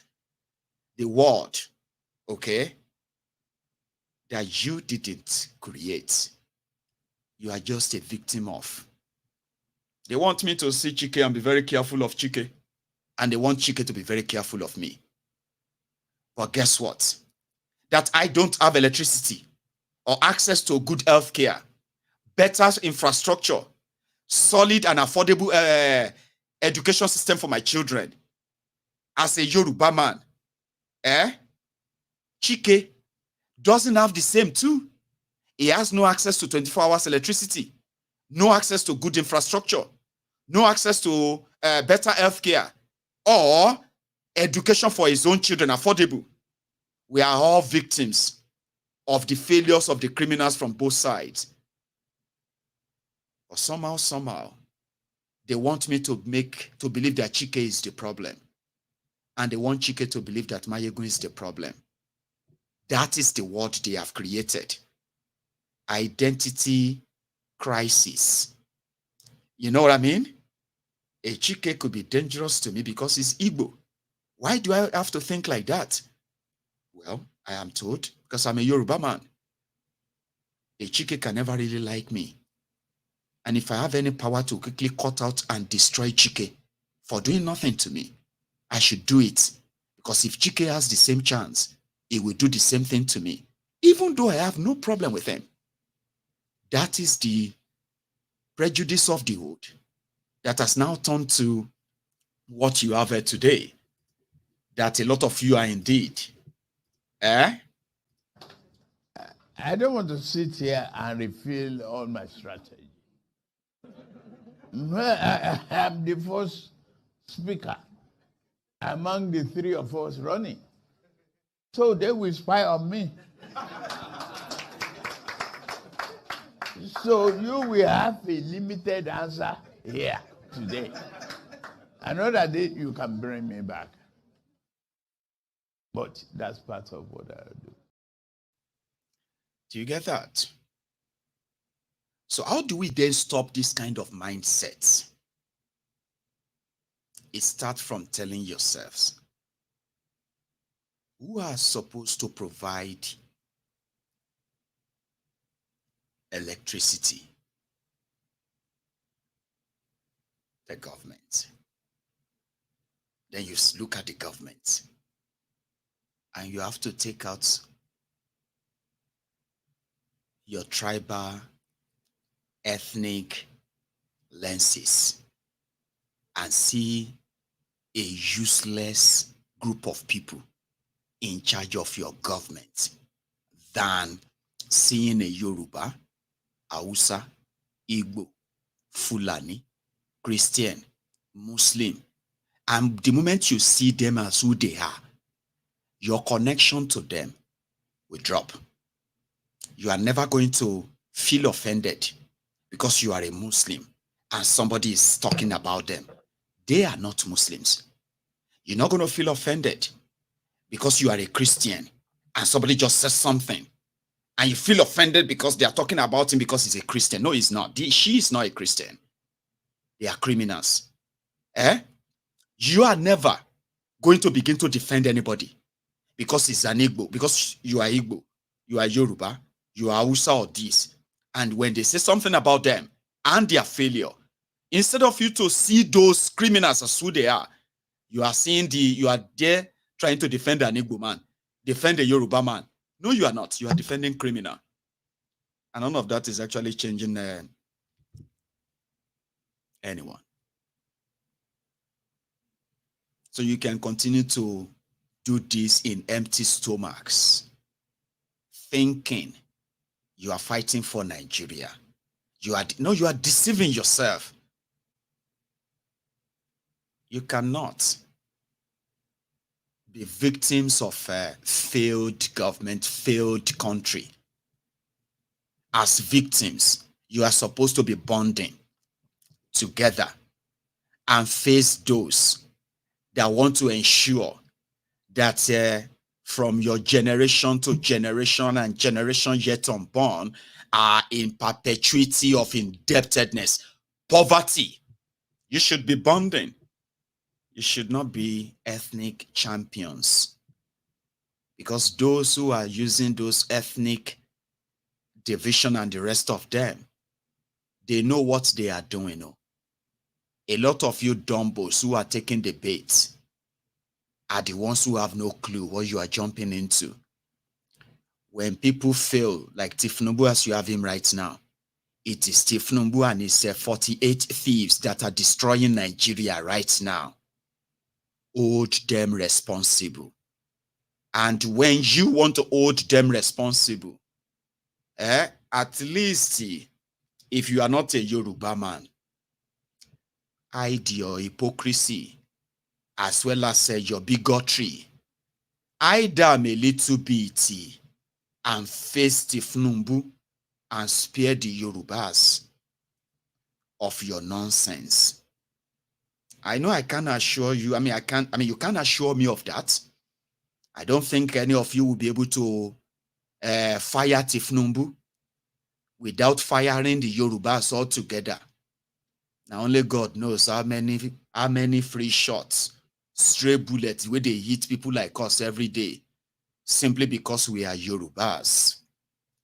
Sure, you understand? I know some of you will not feel good if you want to fire Tifnumbu. If you don't add the Yoruba to it, it won't make much sense. Fine, go on with it. But maybe once in a while you should probably face it as it is. And with that, you are not only calling them out, you probably will develop the courage to really face and fight and defend whatever is left of your own dignity that they are about to destroy anyway, instead of wasting your time and blaming the Yorubas because of Tifnumbu. Like I said, I know I may not be able to make you do that. The bigotry has become a pandemic in Nigeria now. It's great. Same thing to those of you. Simply because Tifnumbu's failure, which is also affecting you, as expected, Nigerians will react. And when they react, you cannot beat people and begin to tell them how to cry. How can you beat someone and you are telling people how to cry? People cannot afford to feed. People cannot afford to pay their bills. They have no job. They have no money. They have nothing. And they can see you wasting the money. Sure you get. So you cannot tell them how to talk or how to react to the failure of APC generally. Baba. So because they are now firing Tifnumbu, because you are a Yoruba man, you know if you take him. Is Tinubu the problem? Is it Tinubu that's the problem? Is it Tinubu that said that you should go and born 5 kids? Is it Tinubu that is going to come and help you to those people who cannot sleep with their wives anymore? They will blame Tinubu. Anybody that cannot feed you again, they will blame. Is it Tinubu? Make una go and look for something else. Even you are suffering. But suddenly, because you are a Yoruba man, a Yoruba woman, talking about Tinubu simply means they are attacking Yoruba. Meanwhile, Olori Buruku Are that should also be talking. Instead of you to be speaking out to join voice with others and see maybe Olon Legba Dura Kobolo Kweru. You want to defend Tinubu because you are a Yoruba person. So because somebody now say this Tinubu now Google kill Tinubu because you are a Yoruba man. Suddenly you jump there. Now Google kill all of you, the Igbo. All these Igbo people. Every small thing, kilo buy yin sa.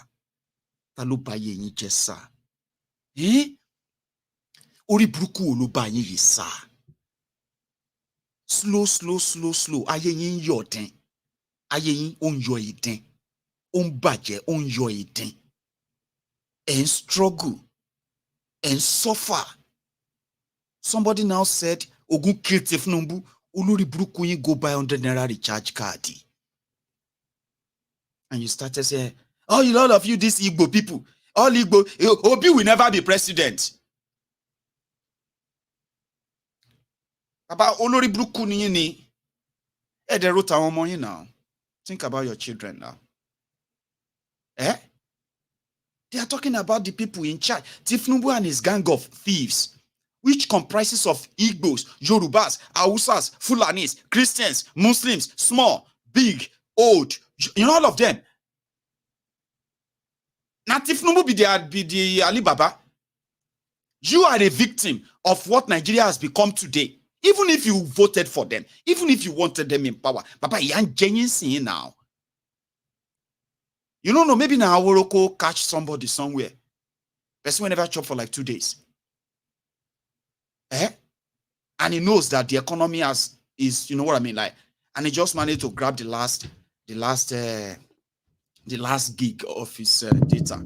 Say, man, before I sell this phone, I need to cost these APC people. Now Google kill all of them. Me, Austin. Me will be say they call me Austin container. If my container land, now 1 week will they take offload down. Now me come be person be say 2 days now I never chop. Now Google kill Tinubu or Google kill everybody. And you, LAB, where they do fine bara at your age, 50 years, 60 years of age, doing fine bara on social media. You jump there. You want to defend Tinubu? You are a victim too now. Instead of you to do, when you see Azorondu, okay, Azorondu. Now Google kill Tinubu, Google kill all these people where they make our life worse this time. Instead of you to just jump there and say, okay, now amen, Jare, my brother. Now Google, say Ogun self. Ogun don't get power to kill all these guys. So sure you get power. Like, just go there and say amen. In your own suffering and smiling suffer head, you won't go defend Yoruba because they are talking about Tinubu. Now, when you finish doing all of that, you now go and buy. You now go to the Agbado market, Abi. To go and buy what? So, I'm not saying that, like I said, this is the temple of truth. And in the temple of truth, I go say my own. And whatever you want to do with it is up to you. But I just really, really wish that every one of us will realize that, should understand that all this tribal, ethnic nonsense, they are the APC, Egbekegbe's creation.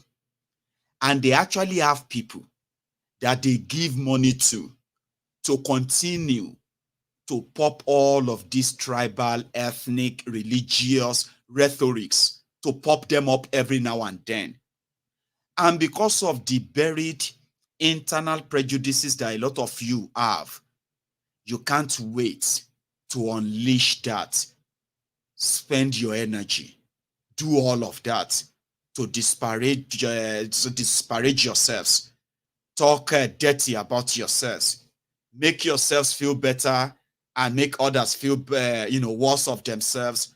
But when you finish with all of that, your madness, when your eye clear, I just want you to remember that whatever you are going through in Nigeria right now, or whatever you are going through outside Nigeria right now, those who make that happen, who contributed to that, are from every part of Nigeria. And if you have any strength left in you, I want you to withdraw from that ethnic championship, tribal championship online and offline. The system has a way of profiling the Igbos and targeting them. Please don't make yourself feel like you are the one doing it. But in the long run, this is like somebody holding you down. When you hold somebody down, that they will never grow. Baba, she you the madini. Now down you yourself go day. You don't understand.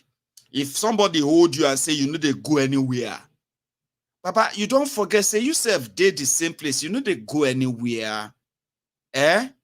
So if you now believe that you cannot really exist in the world that these criminals are creating, how about we all kind of use the rest of our energy before we start killing ourselves, so to pressure these criminals to let us peacefully break up Nigeria and let the Igbos, the Yorubas, the Arewas, the Kwarara fans, the Middle Beltans, and even the Benin, if they want to have their country, the Jaws, if they want to have theirs too.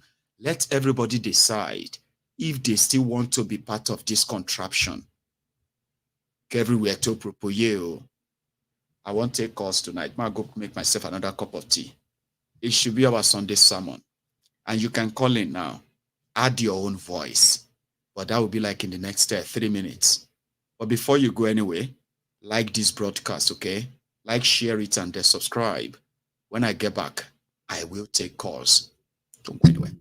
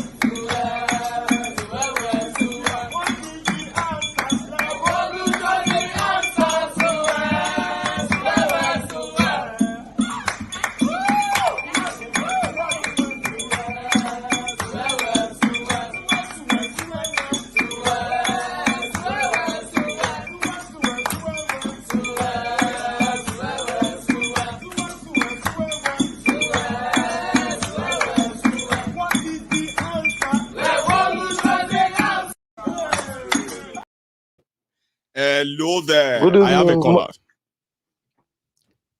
Yeah, good evening, Good my evening. Yeah, good general. evening, sir. Can you hear me? Yes, I can hear you. I'm a first-time caller. I've been trying to call you for a very long time, but I Well, think today is my we are not lucky so day. many tonight, so it Uh, is here now. So yeah, good to have you, Baba. yes, I'm calling you from Italy. I think maybe this is the first time an Italian person commenting on your program. Maybe I don't know. It will be I about think so. it will be about third times. I've had two people calling in from Italy, but now I've got Okay. I've got about third or fourth now. Great, Baba. Okay, brother. I must thank you very well for not relenting. You can see the election has come and gone, and some other people has backslide, channeled their effort in other things, but you still consistent, telling people be careful and know what they are doing. Well, Oh, I pray thank that you. Almighty God will continue impacting the wisdom on you. I Amen. think we have been going the same route almost every other time I gather people, talk to people. I tell them, look, you see, the problem we have is that we don't ask questions. Nigerians don't ask questions. They take everything, it goes. You see, like what happened, I just want to impart small of what I know about Please, Nigeria from your from all you have been teaching us. please. Bro, this election, Tinubu and his cohort, since 1960, that when Nigeria have independence, that has been a criminal independence. That has been a criminal.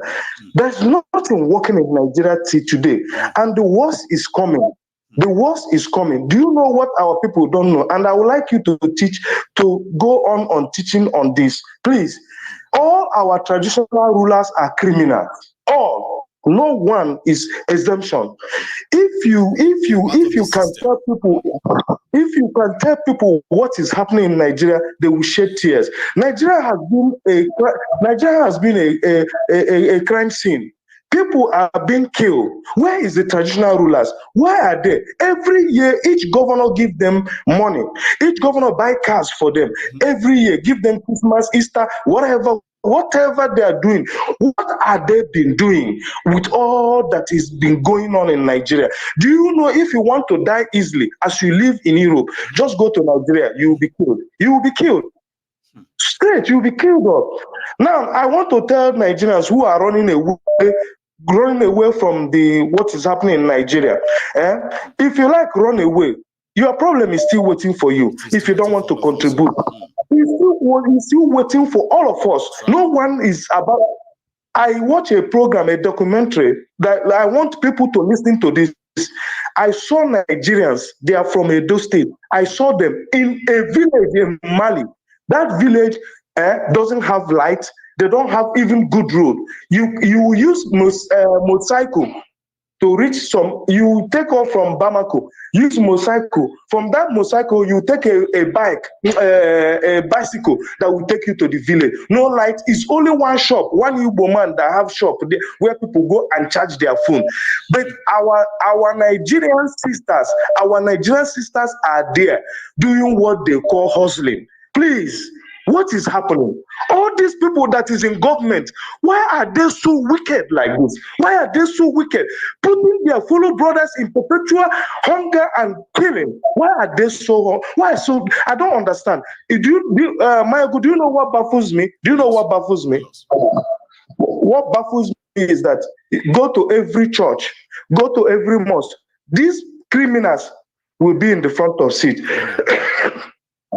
Saying that God give them the front row. Peter Obi have lectures us on this, but people take it as maybe election something. I say, how can somebody who stole your money will be in the front of church? We open house, you will go there, you'll be celebrating a thief. You'll be celebrating a thief. Father bless him and bless her. And you know he stole money to build the house. Yes, so Maiyegun, I want to tell all Nigerians and black people that is listening to your program, brothers, please, I want to tell you, if you kill anybody here, no God on earth or even on heaven will forgive you. anyhow you manipulated to kill somebody, nobody will forgive you. If you like, go and say you the pastor. No one on earth will forgive you. Even I myself will never forgive you. So if you like, continue by importing fake drug, importing anything that will kill your people, importing it. Don't do the right thing. Thinking, say maybe if you die, somebody you will go somewhere, they will forgive you. All these pastors, all these traditional rulers, all our brothers who are doing all kind of evil to their fellow human beings, thinking that if you die, somebody will forgive you. No one will forgive you on this earth. It doesn't work that way. Thank you so much. Yeah. It's really a pleasure to hear from you, and I hope I am lucky next time to have you. Okay, thanks so much. No, I will continue. I love the program. I will continue calling. I think you need more help from because I want to talk about Biafra maybe next time, because this time yes, at least I need to give other people room to speak their mind. Thank you, and God bless, and continue the good work. Thank you very much. So that's my first caller. Here is my second caller. Hello there. Hello, Maiyegun. Hello, sir. How are you? I'm fine. Yeah, good evening. Good evening. Yeah, I've been watching your program for years now, Maiyegun. Wow. Where are you calling from? Yeah, I'm calling from UAE, Dubai. UAE. So you are the ones who are hosting Tifnumbu right now. How are you today? We are doing fine. I'm not hosting Tifnumbu. Those people, they are evil. They are demonic. Well, I have you already. So please go ahead, please. Yeah. If I should tell you what we are passing through here in UAE, Dubai, you will not believe. To hear every bit of it, too, because this issue of a visa ban is so confusing. But at the same time, it is really, really depressing too for those who have actually reached out to me on it. So please let me tell you what's going on. Let me tell you my own part. Yes, sir. Really, this visa issue has been on since 2021. If I'm not mistaken. First of all, they restricted our visit visa. People coming with 90 days visa, which is 3 months, they blocked that visa. There's no more coming in. They put that one on hold, Then they banned Emirates Airline from entering Nigeria to UAE. They block it also because of our federal government. They are owing them money. Yes. But these issues, Nigeria government will overturn it. That it is Nigerians living in UAE that is causing the problem. I know that there are people here who traveled and they don't have any plan, no plan. They just travel to visit and they misbehave. I have seen them also. But Nigerian government have a role in this also. Believe me. I've lived in UAE for 5 years now, going to 6 years. If you commit an offense in UAE that is very critical, within 2 days they will apprehend you. You cannot escape it.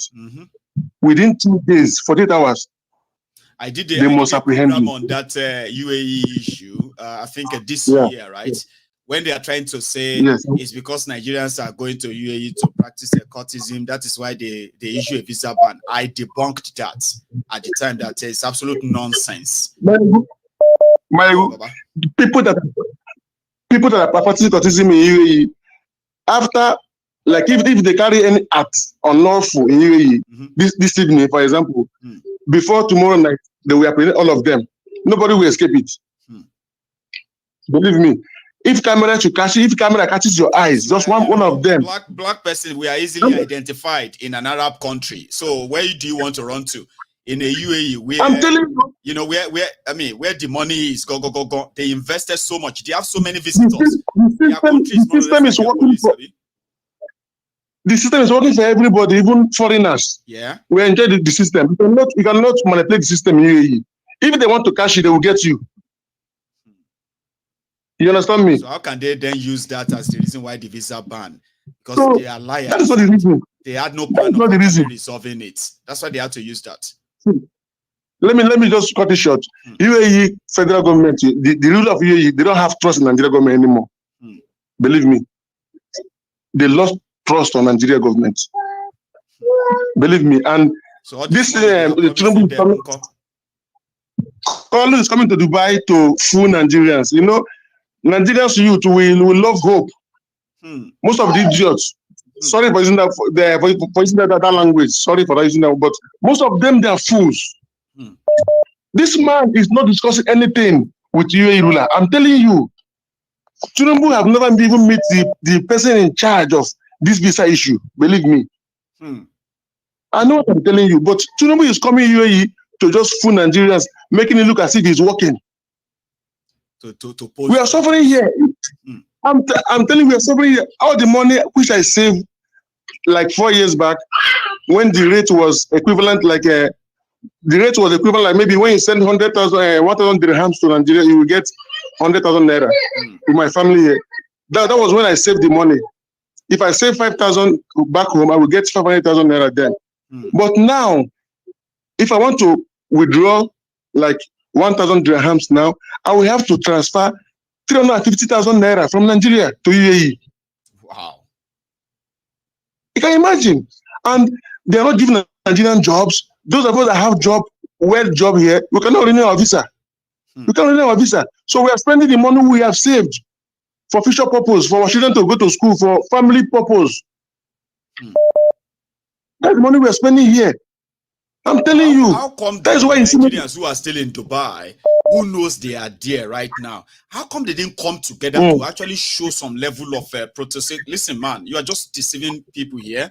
You were here 3 months ago or so. Now you are back again. No, our situation hasn't changed. But they will just still manage to sneak in 1, 2, 3 of you inside one room. Pack the room with the people that came from Nigeria.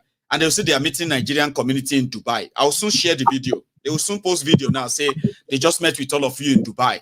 And you are all happy to see Tinubu. Maiyegun, the people that Tinubu said he met that in Dubai, these are the people that came with Tinubu from Nigeria. They will just fill the room with them. They will just fill the room. People he brought from Nigeria. Nobody living in Dubai here. We want to see Tinubu. Nobody. We are very angry with him. Even on Facebook, I will just make some comments on Facebook. You will see them. They will start attacking me. That they will kill me. They will send me DSS number. Imagine, these are people that I'm trying to speak for them.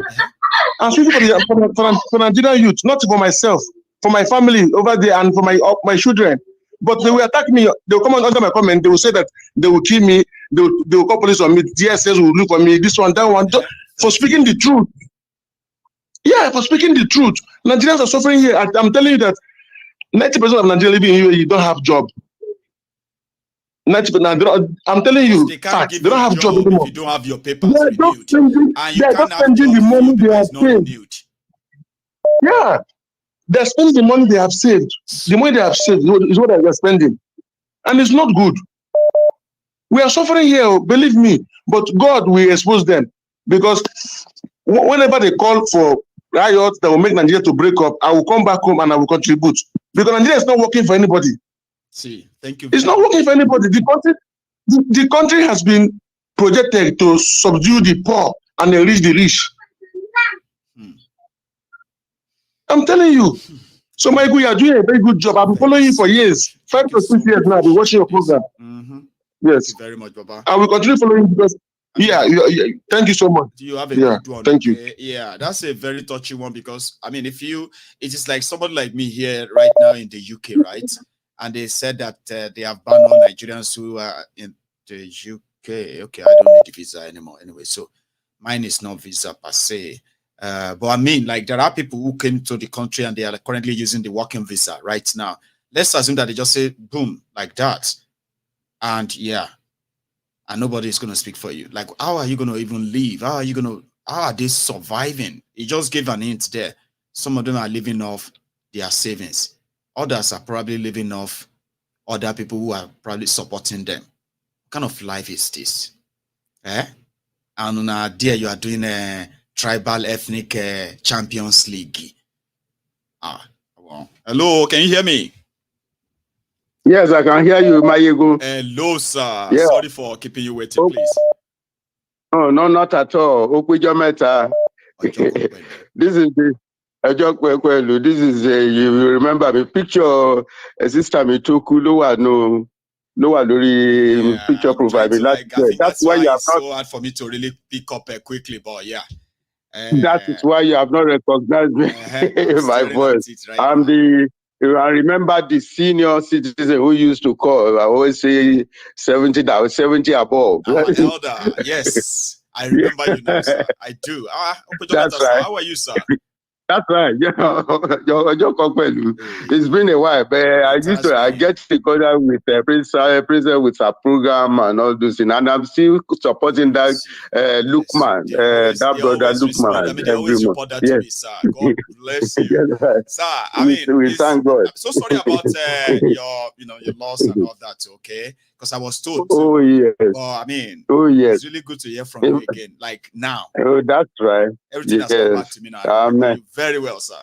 Thank you. We thank God. We thank God. God bless you, sir. God be the glory. Amen. Yeah. Two things I want to speak about these tribal things. It is unfortunate that the Agbadoans, the Agbadorians, the Agbadorians, they have succeeded with their propaganda so much that I'm amazed that the way our people, the people who actually voted for Obi, and now they have now been transformed into Tinubu disciples. Yeah, because they make them believe that they are defending Yoruba land when they are not. Yes, and some of us who are genuinely, who know the truth, and they now look down at us as people like who are not correct Yorubas. They're always telling me, Yoruba, we should support Tinubu. We should support him because I said, what they would do to Tinubu if all of us don't support Tinubu. I'm like, do you actually think Tinubu is there as Yoruba man is there representing you? Like, I don't know how to explain that to people who actually think like this. It is terrible.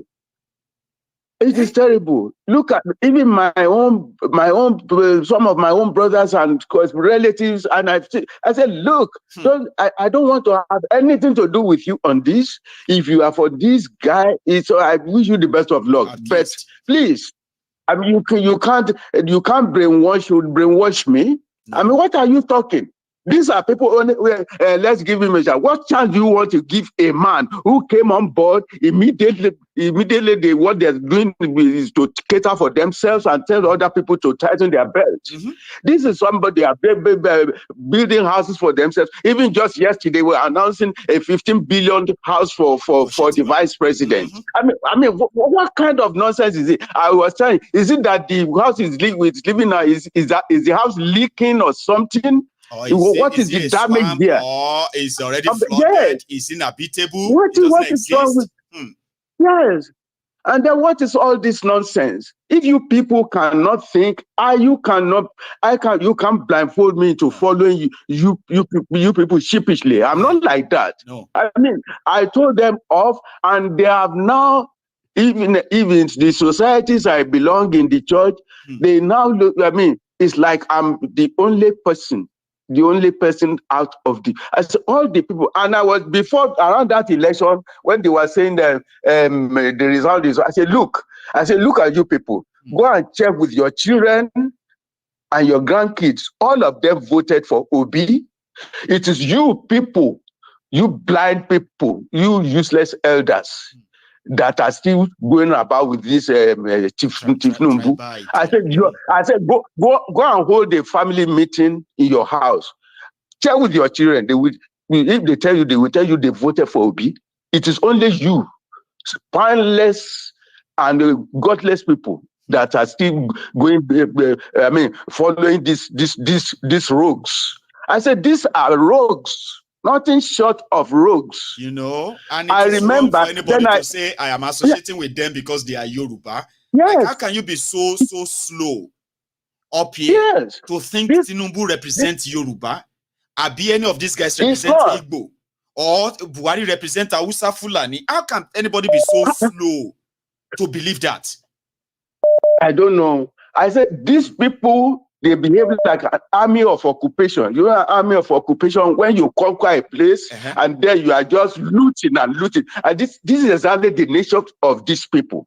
They are looters and nothing else. Absolutely. And that reminds me, yes, sir. in the 1960s, when I still remember some of the professors. When I was in the secondary school in the 1960s, there was, I know, like Professor Sam Aluku, the economists and his colleagues, they were, and I know their salaries through my dad, they were earning £6,000 a month. The professor, if a professor in UI or IFE, you earn nothing less than £6,000 a month. We were still spending pounds and pence that time. £6,000 equivalent. And I know there was a professor, Odobamiro, who was a minister of education. His ambition was to become the first vice chancellor of a University of Ibadan, the first indigenous vice chancellor. When the Oyinbos were living, he wanted to be the first indigenous vice chancellor of the University of Ibadan. Here is a minister who was aspiring to become VC of his. When I think of these things, that okay, here you have professors aspiring to become special advisor to governor or to president. I say, and then and then you analyze yesterday their salaries of a professor earning 500,000 naira a month, which is 6 million naira a year. So it will take a professor 5 years to earn the salary of a senator in Nigeria. 5 years, 6 million naira a year for a professor, and 30 million naira a month for a senator. I said that is madness. Those salaries, sir. They have given themselves a 114% salary increment. You remember? Now a senator now takes home 47 million a year, a month. My God. A rep member takes home, now takes home, a rep member usually takes home about 25 million before. A rep now take home 36 million naira every month. Oh my God. At least officially. That's official. That not other ones, just official. Okay. And there is no professor or vice chancellor that will earn up to 1 million naira a month. Not yet. Even with salary increment. Before, when we are in the parliamentary system, the professors, the VCs, they were earning more than ministers. They were earning. Who is a senator? Who is a senator compared to a professor? Compared to the VC? It's madness. That is where people suppose. I can't understand. Look at yesterday, the program you did yesterday. You showed us the section of Lush, 150 bed section empty because everybody's all the professionals is left. Because they cannot continue to collect a peanut. I did their salary structure yesterday too. I don't blame them. I don't blame them. I have my daughter in UK and some others with me so sometimes I just wonder, okay, my house, the houses I have back home, what are they for? Sometimes I sit down and think that what will become of all those properties? Who are going to, who is that? Because everybody has left. There is no single family who won't have at least one or two have left Nigeria. And it is the best of the brains that live. That are living. It is the best of the brains. The worst brain drain that has happened to Nigeria happened in the last 10 years. And it is continuing to grow and grow. Brain drain. And I should have, when I think, when is Nigeria going to get out of this? And then they will continue to point to the Igbos as if Igbos is their problem. Okay, you don't want these people to go. I mean, let them have equal rights. If a person, the secretary of the country cannot aspire to be president, then why are you together to the point that country? Yes, to the point that they won election and you have cancelled everything, you impose yourself, and you are not even ashamed of it. If I were Chief Numbu, I will be sending Shetima out. I won't go out anywhere because I will not be able to face the other leaders, the genuine leaders who are elected around the world. So, okay, Shetima, it's even an insult, sir. It's an insult. Yeah. All the world leaders who won their own election properly. You'll be sitting together with somebody who didn't win election. Who rigged the election. I mean, like, it's an insult. And people say that no wonder he's always feeling like an outcast, like he's always there. That's exactly, that is the reason. And even if it's only rigging, it's okay. But not only a rigger, a fraudster, a forger, a drug. I mean everything. A drug dealer, if I would not want a drug trafficker, money launderer. I will not want to speak with it. Should be in Kuji, but Nigeria is Nigeria. If I were a world leader, a president of another country, I would not want to stand by him in any picture. I wouldn't want him to be by my side. Yesterday, what you showed us yesterday, they were even inviting him to come to come to join the group, to come closer. He was too. I mean, he's ashamed of himself.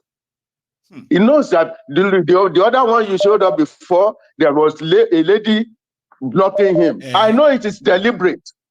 The lady deliberately blocked. You know what somebody said, sir? Somebody said people. Yeah, sir. Somebody said it's deliberate, right? Yes. They said King Charles continued to speak to the lady. That King Charles could have said, "Hey, no, sorry, come closer here," or no, you're standing in front of someone. They said even King Charles at a point seems probably didn't know Tifnubu was there anymore. So when the lady came, King Charles was just like, "Oh no, let's take the pictures now." President in Nigeria, is it Chua Kereni? Nigeria wa Kereni? That your president is in the room, Yes. And nobody. Oh man. They said this is just the beginning. Yes. It's a long. In fact, the person who was saying that's the president of Nigeria. That's the president of Nigeria. We are blocking. I think it has to be one of the people we invited by himself to that place. I don't think so. That guy even said, "Oh shit, she's blocking the president of Nigeria. She's blocking the president of Nigeria." Right? That person sounded like somebody who probably followed the king or one of the journalists from the UK. The way I heard the intonation and all that, it seems like it was like, "Oh shit, she's blocking the Nigerian president." Like, oh, that can happen. She's blocking Nigeria president. Nigeria no get president. I would rather you allow the lady to stay there and block him. There are pictures where the lady was taken and Tifnubu was not there. You know, it was the continuous media picture, right? There are some pictures, sir. Oh yeah. That Tifnubu was just like no show at all. But they released the official one that he showed. But we all know the backstory. Man, it's really good to hear from you again tonight, sir. Honestly. Thank you so much. God bless you. I'm so happy to see. As Madam and the kids, read them for me. Fine. Thank you, sir. Thanks so much for asking. Okay. And my regards to everyone you cannot come to one other thing, please, don't make the mistake of traveling to Nigeria. Please, I won't make the mistake. Don't go.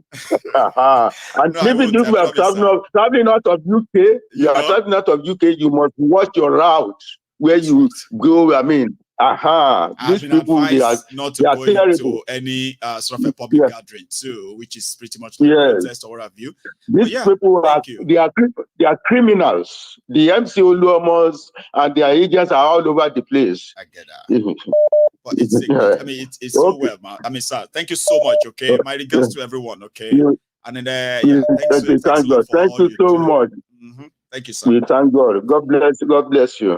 You too, sir. Wonderful man. He's one of the supporters and then members of the Yoruba Union. See that that old man, you know, call him a senior citizen, okay? He's over 70, so you know. However, he took it upon himself to adopt a family on through the Yoruba Union, you know, platform, and he's been doing it for months now, right? Consistently. Such a wonderful person, seriously. And there are many other people too who have adopted families, children, and all of that, and they are catering for them through the same Yoruba Union. You've not heard much of that lately, yeah? Anyway, I have a caller, and it must be at the African Wahala. Is it you, sir? Yes, sir. It's the African Wahala. The African Wahala. How are you today, Baba? Baba, I'm doing very well. Good evening to you. Good evening to the great Temple of Truth. Shout out to our good, blessed old people, the senior citizens that are good, that are contributing to this struggle against evil that we are all trapped in. God bless you. Amen. Thank you.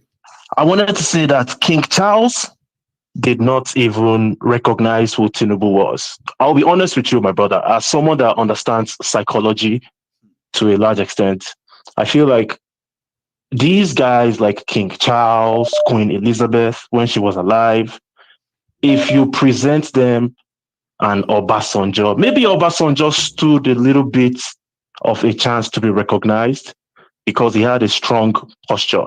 But I'm not giving Obasanjo any credit. He's a criminal. But if you compare Yaradua, Jonathan, Buhari, Tinubu, King Charles don't see the difference. They all look the same to him. He's probably like, oh, it's just that Nigerian guy. Oh, yeah. To him, it's nothing. They're all the same. Yeah, that's the new guy. That's the new guy. Oh, that's the new guy. Nigerian president. Yeah, that's the new guy. Oh, yeah, come here. Let me say hi to him. You are right. The African. Exactly. They are nothing to him. They are nothing. Now, secondly, our great senior citizens spoke about professors' salaries back in the 60s, £6,000. That's what these guys were earning. But right now, we have these professors that are working for politicians. They have become subservient because the Nigerian system has made them that way. Yes. And that's the same way it cuts across all institutions, where you have to be subservient to the criminal politicians in order to eat. If you don't bring yourself low, belittle yourself, and kiss the ass of these criminals, you are not going to eat. You're going to be earning 300,000 naira per month, and that's it.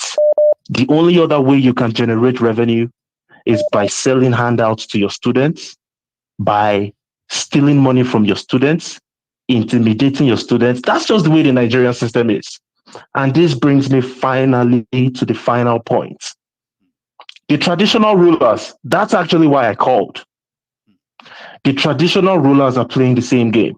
They are all subservient to the criminal politicians. And I understand people are going to be upset with me when I start cussing out all these, they are Obas of Benin, Obas of me, I'm from Ijebu land. So our Awujale is a thief. The Olowo of Iwo is a thief. Alafin of Oyo, thief. They are all criminals, my brother. These guys deserve no respect. The moment you consciously stop respecting these people, you've achieved a lot in life, because these guys, their job is to eat money from the politicians so that they can survive, while you, the people that worship them, that love them, that revere them as your, oh, this is my traditional ruler, this is my Oba, this is my Eze. You are poverty stricken, and they don't give a damn about you. No, they don't. They expect you. You are their subjects. You are supposed to be poor. Your job in society is to be a peasant, while they are your kings. And if you keep on revering these guys, if you keep on giving these guys any form of credibility, unfortunately, you are contributing to the mess that we are all in together. Yes, don't give these guys any respect. your traditional rulers are criminals. Awujale of Ijebu land, we saw that bedwetting criminal, Koolu, go visit him before the election. After that visitation, I'm pretty sure he dropped thousands of dollars for that guy and his cronies. And the Awujale doesn't give a damn. Ijebu Ode has been the same way it has been since 1995. If you go to Ijebu Ode today in 2023, it looks like Ukraine looks better than Ijebu Ode. In fact, Gaza looks better than Ijebu Ode. I was just looking at some photos the other day and I'm like, damn. So they couldn't even cover these gutters. They can't even repair nothing, but it's not even surprising to me because that's just the way the Nigerian system is. Do you want me to tell you one story I have shared with African Wahala before you wrap it up? Yes, sir. Okay. And then we're going to take another call. You see, when my eyes opened to all you just pointed at right now, I was still very much in Ijebu then, in Odogbolu. And I was involved in their politics as well. That was when I realized that, you see, Ijebu Ode, this should be about 13, 14 years ago, the African Wahala. Benga Daniel, in 2005, awarded the, the rehabilitation of all roads in Ijebu Ode, including roads that leads to Awujale's palace. Guess what? Indeed, there were some people who came out. I mean, there were some places where they came out and doing some patch. Benga Daniel said the entire Ijebu Ode road architecture, right? They wanted to bring in Ogroma. You remember Ogroma? Yes. Local construction company. Construction, Ogun State Construction Management Agency is called Ogroma. Now, they were supposed to bring them to Ijebu Ode and relay all the roads in Ijebu Ode everywhere before the 2006 Ojudi Oba. Awujale, Oba Sikiru, Adetono, that is still there right now. He's an old man now. Sorry, give me 1 sec, African Wahala. Just 1 sec. We will work with you to build a Nigeria that is not corrupt. I bring you a message of hope. Sorry, every time, the African Wahala, you there? Yes, sir. Sorry, yes, sir. Every time I kind of point my fingers, this screen will begin to react to it. I don't know. So, Benga Daniel said, Awujale took the contract. Not Awujale directly, you know now, Awujale's company. Yeah. Not because he has a company that is into construction. But, I mean, he took the contract, right? And until 2011, when Benga Daniel left Ogun State Government House, Shishi, Shingbai, they could not recover from Awujale's supposed construction company. You see that road in Ijebu Ode? Anybody who is watching me from Ijebu Ode, if you are originally from Ijebu Ode, this story I just shared right now is not new to people who are from Ijebu Ode. They know that very well. So talking about the society of the subjects and the master. Even though you revere them, you respect them, you expected them to at least use their own position to at least bring development, real one, to their people. But they are just chancers too. The African Wahala. Exactly. We living with That's exactly what they are. Shared by Benga Daniel. The second one was there is a man. His name is Reverend Awusedo. He's from Okonwa in Ijebu, the town opposite my own town, Odogbolu. Awusedo. Now, Benga Daniel said he wanted to build houses. You know, all this government will build 5,000 houses, blah, blah, blah houses. A local housing project. But the arrangement was to borrow money and give the money to Awusedo. So Awusedo now came out and he said he was building a Goshen estate, something like that, Goshen estate. Yes. So Gbenga Daniel now went to the bank and he took a loan of 52 billion naira, okay, in the name of Ogun State government. And he handed 20 billion to Awosedo. They took the money for housing project. Here you get. He handed the 20 billion to Awosedo. Awosedo collected the money. Okay. They've already taken the survey, the land they are going to use for the Goshen estate, this estate, and all of that too. Today, now people can't buy the land to build estate in that Goshen today. But people who are currently in Goshen estate, they probably have no idea that Ogun State government and Ogun State people has already paid for it. Of over 52 billion naira on that Goshen estate. It was meant to be a government, Ogun State government project by Awosedo. So Awosedo collected 20 billion. You know what Awosedo did, African Wahala? He printed a poster that he was going to run for governor of Ogun State. He used the money to run for governor. Right? Gbenga could not tell Ogun State people that Awosedo, him and Awosedo, they have defrauded Ogun State people. The land, the housing is not going to happen. The money is gone. Awosedo, he cannot raise alarm. So Gbenga was now counting on Boyega Isiaka, his own stooge that he wanted to make governor at the time. That if that one win, they can cover all the old lapses and all of that, and this story will never make it outside. Amos defeated them, and Gbenga got exposed. And that's why Gbenga Daniel became what it is. He would have become a Tinumbu with the way Gbenga a godfather. So my story is this. There are people who worship Gbenga Daniel today. Sure you get. But they didn't know that the poverty they are facing today wasn't because Gbenga stole money and all of that. No. It was because they used the future and the life of those in Ogun State to mortgage. They mortgage their future. They have no idea what they are paying for, the loan they are paying for. But they are paying loan. The African Wahala. Let me cap up. And that same, let me wrap up. My brother, take another one. Okay, that same story. Thank you for that historical knowledge of Ogun State, because I had no clue that happened. From Ogun State. Ask me anything, I'll tell you fact for fact, and I'll give you names and time when it comes to Ogun State. But yeah, Baba. But the good thing is that same thing that happened in Ogun State is replicated in every single community across the contraption. That's what happens. 100%. That's just how it works. So we all need to stop learning. We all need to stop loving these guys. I saw a guy in the comment section saying, "Kola, please respect my king. I will jolly." He's supposed to be my king as well, but guy is a piece of shit. Okay? No respect for him. I'm sorry. No respect. But thank you so much, my brother Maiyegun.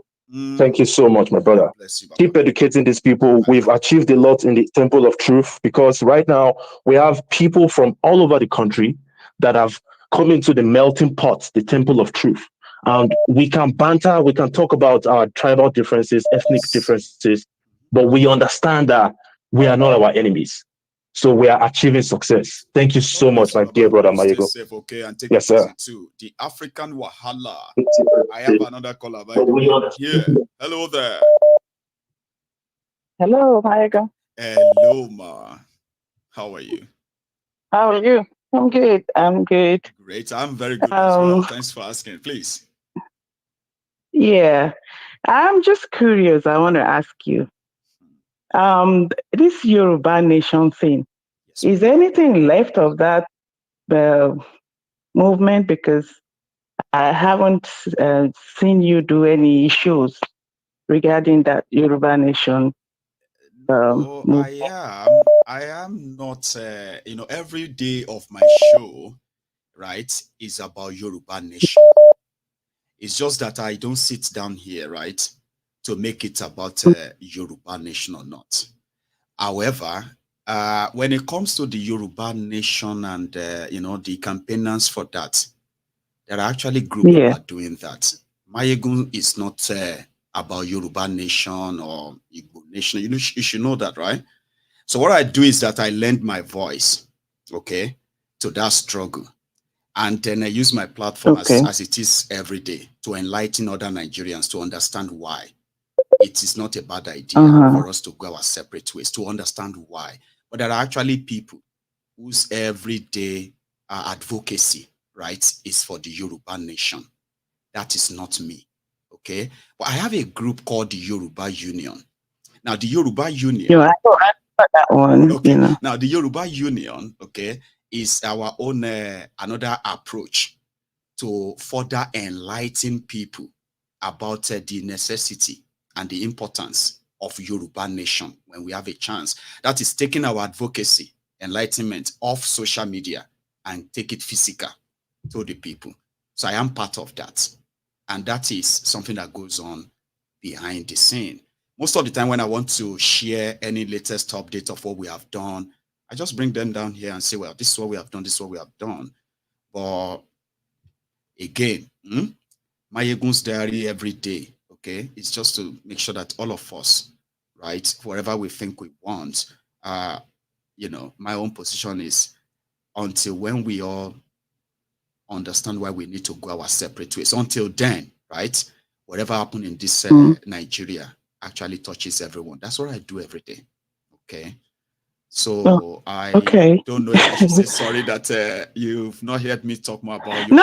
It's not sorry. It's just like the Yoruba nation. I don't want to call it noise. You know, there was something there at some point, especially when CSI was arrested and all of that, and you know how we got all of a sudden the thing just fizzled out, and you know. Let me tell you something about that.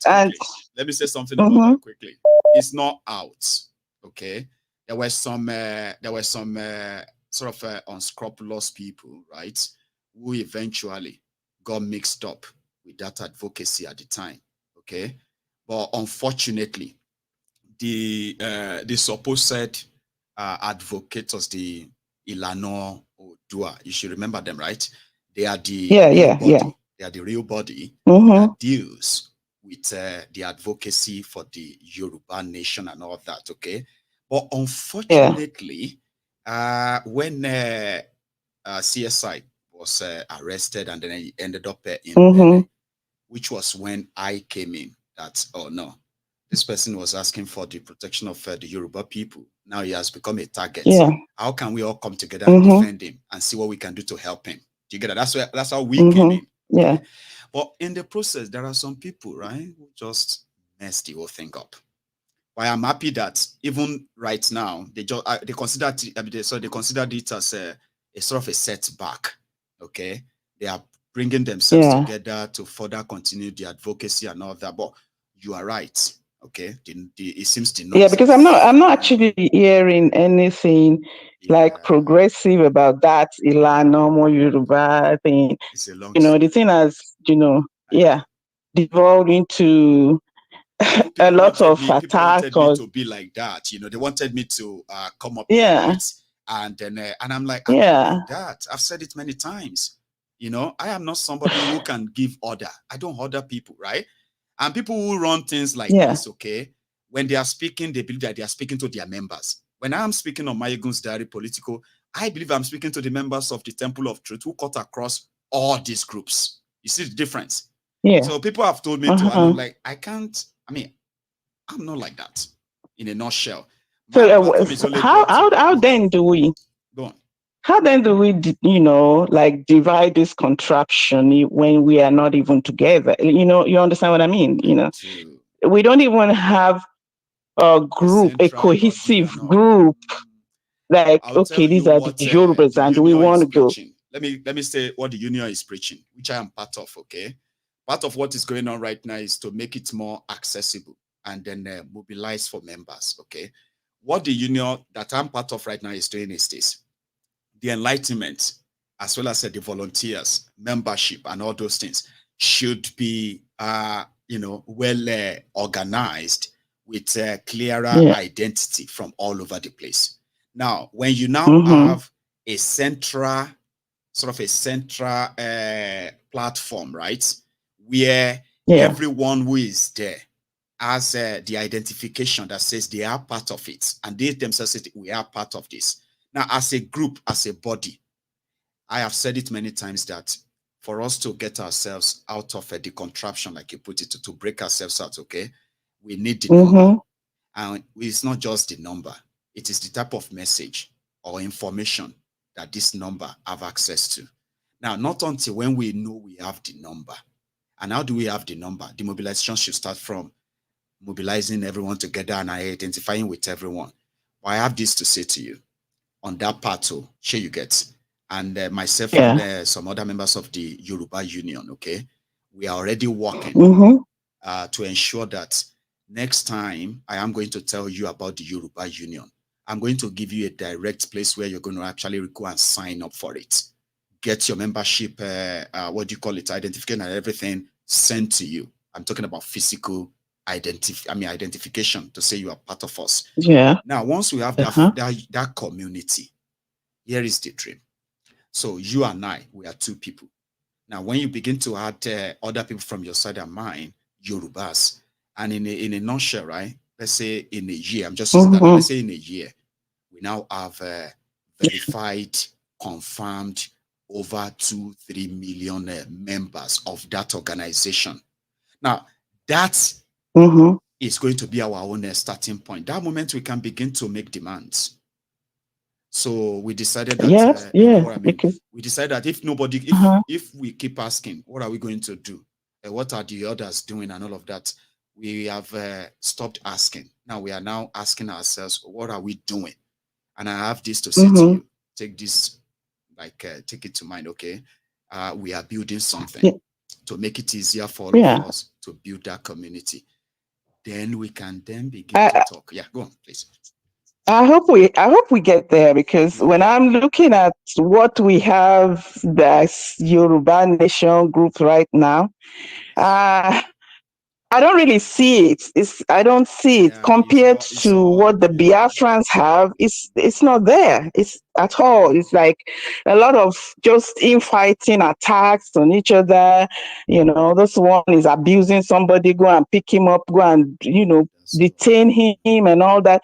You know, it's just a mess. And I'm thinking about, and this, we want a Yoruba nation, we want to go our own way, based on what? We don't even have a foundation to actually make that happen.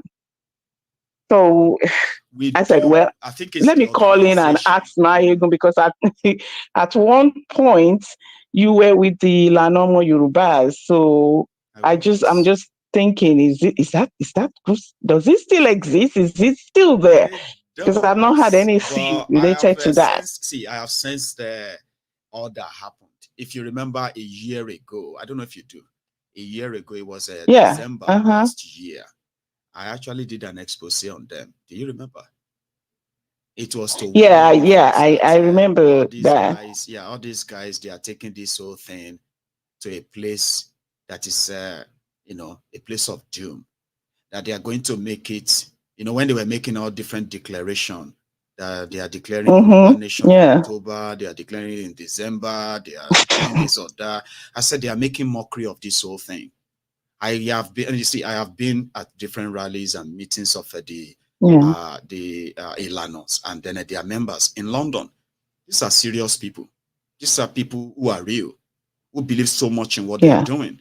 So how could you, just because you have access to the internet, suddenly begin to kind of work on all of their sweat and everything they have done meticulously over time, right?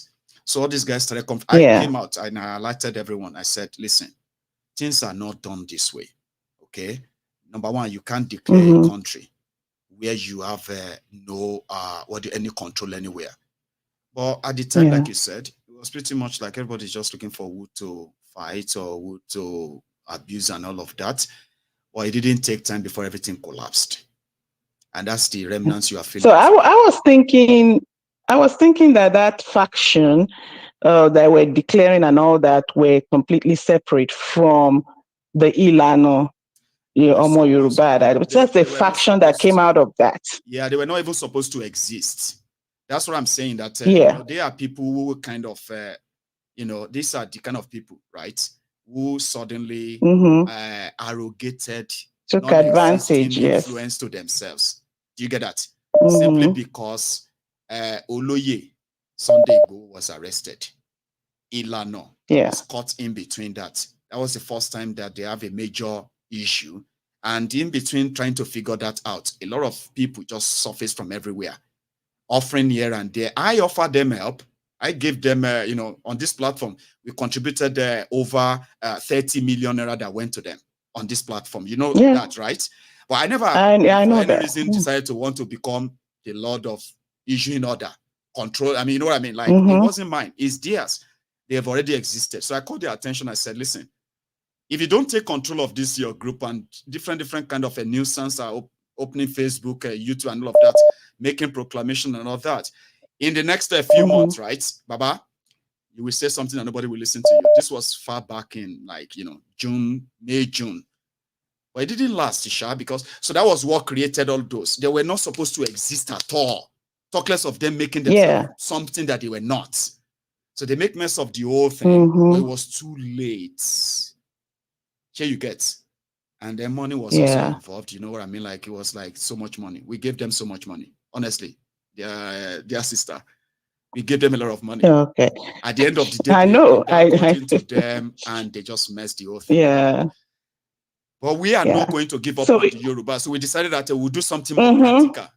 We'll kind of do. Of course, the Yoruba Union. Yeah, I know. Yes. I know that's, And one more question that I have is, now that the CSI is out, do you have any idea whether the man is still, involved in this struggle, is still trying to fight for this Yoruba nation thing? As a person, right? Let me tell you this. Oloye Sunday Igbo that I know, as a person, all right, he's never going to change when it comes to the Yoruba this and Yoruba that. Okay, is completely uncompromisable.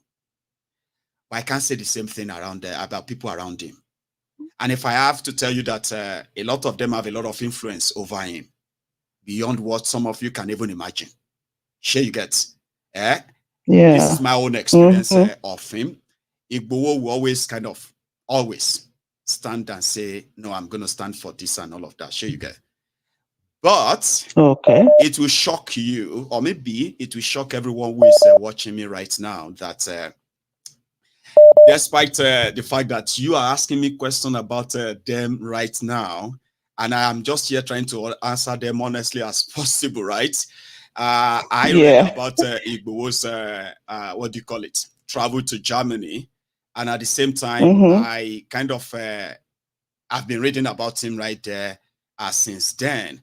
And despite the fact that this platform really helped him and helped not just him, his family, people around him, and even Elano, up to this moment, not even a single Maiyegun, thank you. And let me say thank you to all your people. I am now in Germany. I read it like everyone else right now. So if you ask me a question about him, the only truthful one I can answer is the fact that as a person, as he himself, right? From what I have heard, and with what I know, is never going to change his position whenever the call comes again. But Igbo himself has become, well, from my experience, he became smarter, understanding the fact that, he got entrapped into the whole thing and he was looking for the way out. Okay? All this way. So, yeah. But the fact that he's going to still be with them and do their stuff, I don't really think so. And I can't really say. Because even me, even me, and my people here, for all our involvement, ordinary thank you, we no get. You know, pain also, share you get, we volunteered, we were not forced to help them. But just so you know that a lot of experiences we've gained from all of that, and instead of having to keep on, lamenting or feeling bad about it, or even complaining, we have taken it upon ourselves. It may be slow, but it is steady. We want to organize a better platform where everybody can easily interact, associate, have some connection, and be able to trace any progress we want to make. That's now our goal, my dear sister, ma'am. Yeah. Well, I guess we have a long way to go with this. You know what? Just look out for it, okay? In any moment from now, okay? Any moment from now, the moment the Yoruba Union platform is completely ready for what we want it to be like. Currently, if you go to the yorubaunion.org, you can easily go onto our website, okay? You can even sign up. and you can interact with other members too. But we are doing more than that. We want to make sure that when you sign up, you are, you are authenticated by either your mobile phone or another, wherever you are living. And at the same time, we want to ensure that your data is safe before you begin to put them out there. We do meant to clear all of that and pay up what we are paying up for right now. Yeah? I will come here. Yeah. I will do an aggressive mobilization, membership mobilization for Yoruba Union, like never seen before. Okay? And you will be proud and be part of it too. The reason why I haven't really come out fully is simply because with other people, we are putting everything slow, steady, using our own personal money to get all these things step by step. When it is ready for the great of Yoruba land, I will be proud enough to share that with everyone. So don't worry. It's not all lost, man. Okay? Okay. we are waiting and hoping. I promise you can count on it. And there are many people who are working on this. We're going through the draft of our constitution there the other day. Man, you will be proud when all this is ready. I promise. Yeah. And if I could say one thing to my Igbo brothers and sisters, it's okay to look outside at the these people don't like me, that people don't like me. But Yoruba, we have an adage that that's right. It's the enemy within first. You have to deal with the enemy within before you can actually conquer the ones outside. You know what it's your Igbo. They said without the enemy within, there will be no enemy without, which means like you said. So inner, and we'll keep reminding ourselves. Go on, ma. Sorry. Hello. Yes. Sorry. Yeah. So because there's one documentary that I watch. I think it's on Netflix or whether Prime or either of those two, about this guy Bernie Madoff. You remember him? There's that fraudster, the financier. This investment Ponzi scheme that he put together. Yeah, I think the Madoff stuff. Bernie Madoff. To do with Fox. There's a movie. Yeah, it's a documentary about the guy. Right.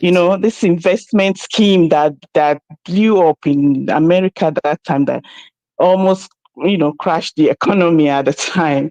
Yeah. You understand? You see, this particular guy, the guy is a Jew. When I watch that documentary, that's when I understand how the Jews work. You see, those people, they have this unwritten rule. You come after them, it doesn't matter who you are. They will destroy you. They will destroy you. I'm going to ask, I send everybody to go and watch that documentaries. That guy, the Jews completely ostracized that family to the point where he's lost two of his sons. One of them actually committed suicide. They don't want to do anything with him because, when he started that scheme, the first clients that he had were his fellow Jews. Got their money, took their money, and this was all based on a lie. So you see that community, they went after him. They completely isolated this guy to the point where the guy is in jail, but he's lost his family. So you have to first deal with your enemies within, because without you are celebrating the people that are hurting you. This applies also to Yorubas or the Hausas and everybody else. To everyone from wherever you are in Nigeria. Yeah. If you don't deal with the people among you that are the obstacles to your progress, identify you will just but they're actually part of they're actually your problem, not even part of.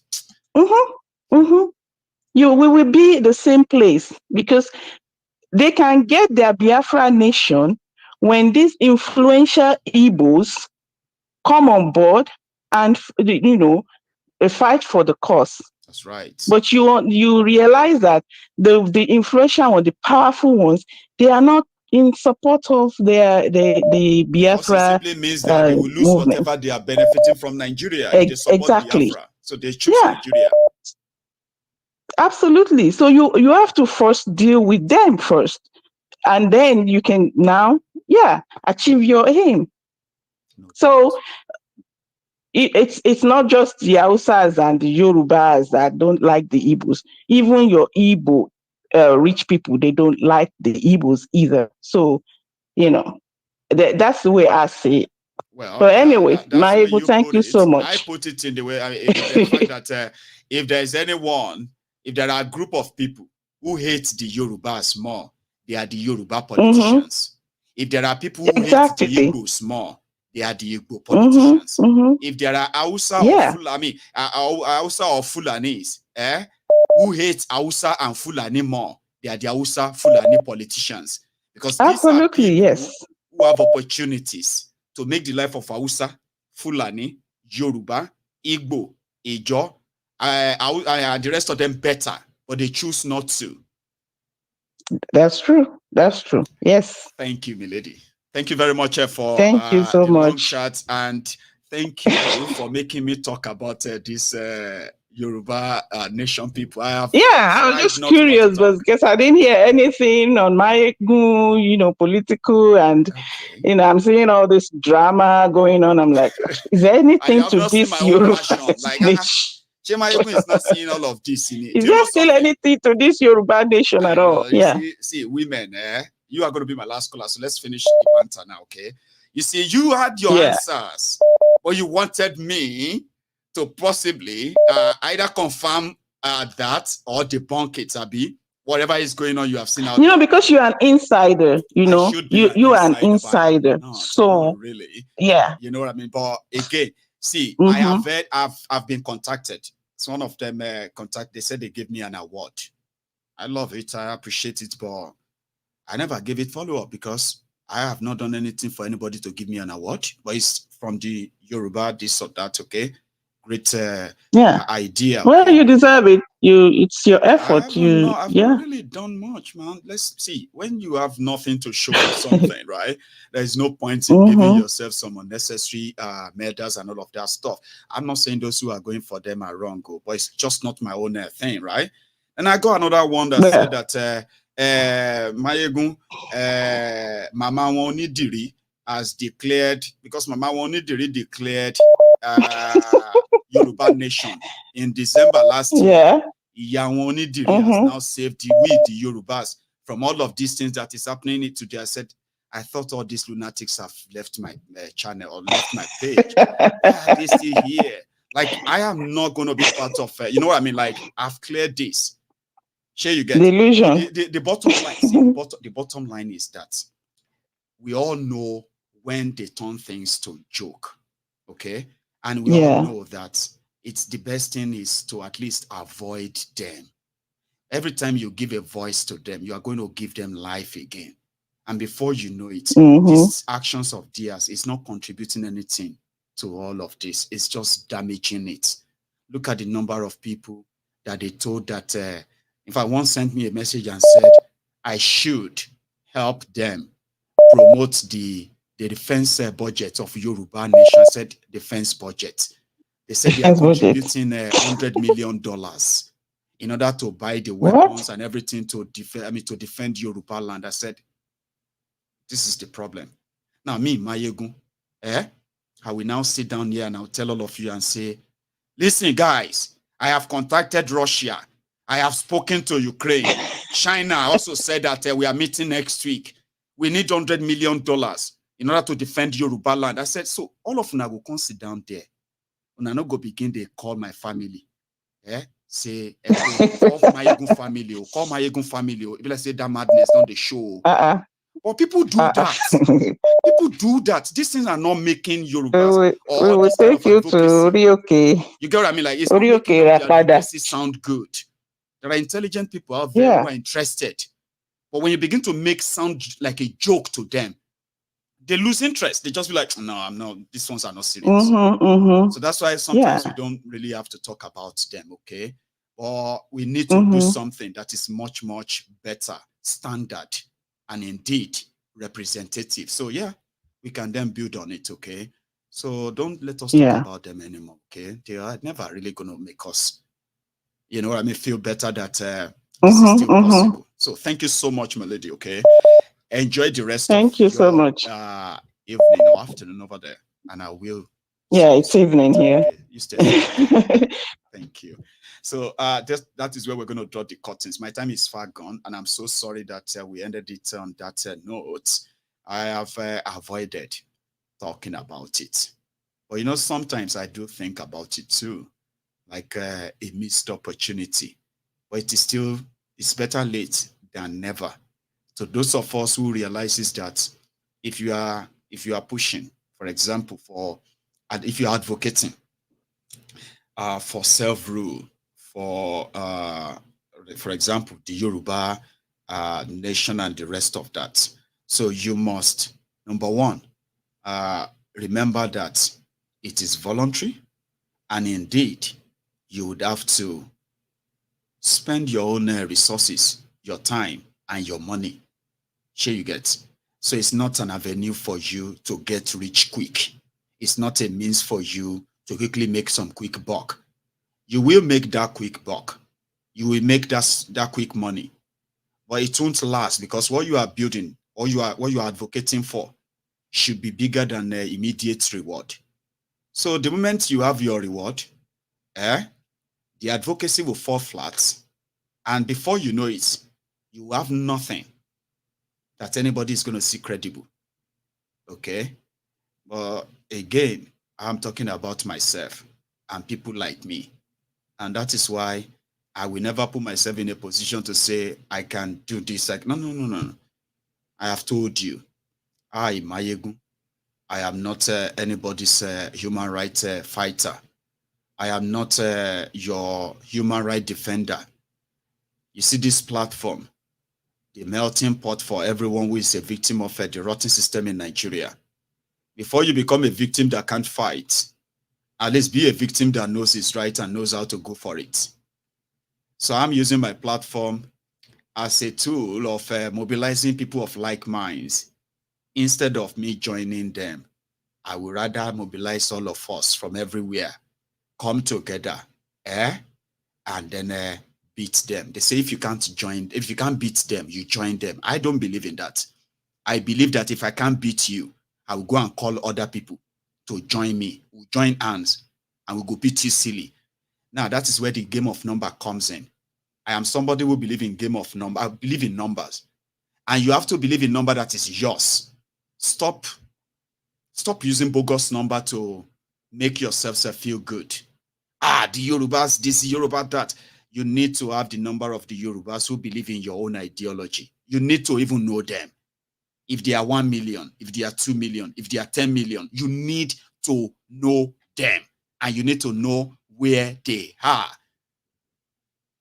So if you don't, you are not ready. Do you get that now? So, and that is why I am someone who believes in we, not me. I don't give orders to people, okay? I would rather say, can we? Shall we? And not until I know that you are also ready to fight for yourselves, defend yourselves, fight for what you believe in. I mean, ready to even die for what you believe in. I'm never going to say I'm fighting to die for anybody. I'm not going to fight for you or die for you. Do you get that? And good enough, I have people of like minds. People who also wish things should be better than what they are right now. And they want to do something about it. And that's the kind of people I like. Not the people that, are trying to make themselves a messiah out of every situation. Look at me. I am the one who can save all of you. Yeah, come here. No, I'm not like that. When we are ready, we will chase these criminals away. But until we are ready, all of us continue to enlighten ourselves, okay? And thank you for your time. I will see you some other time. So good night from here.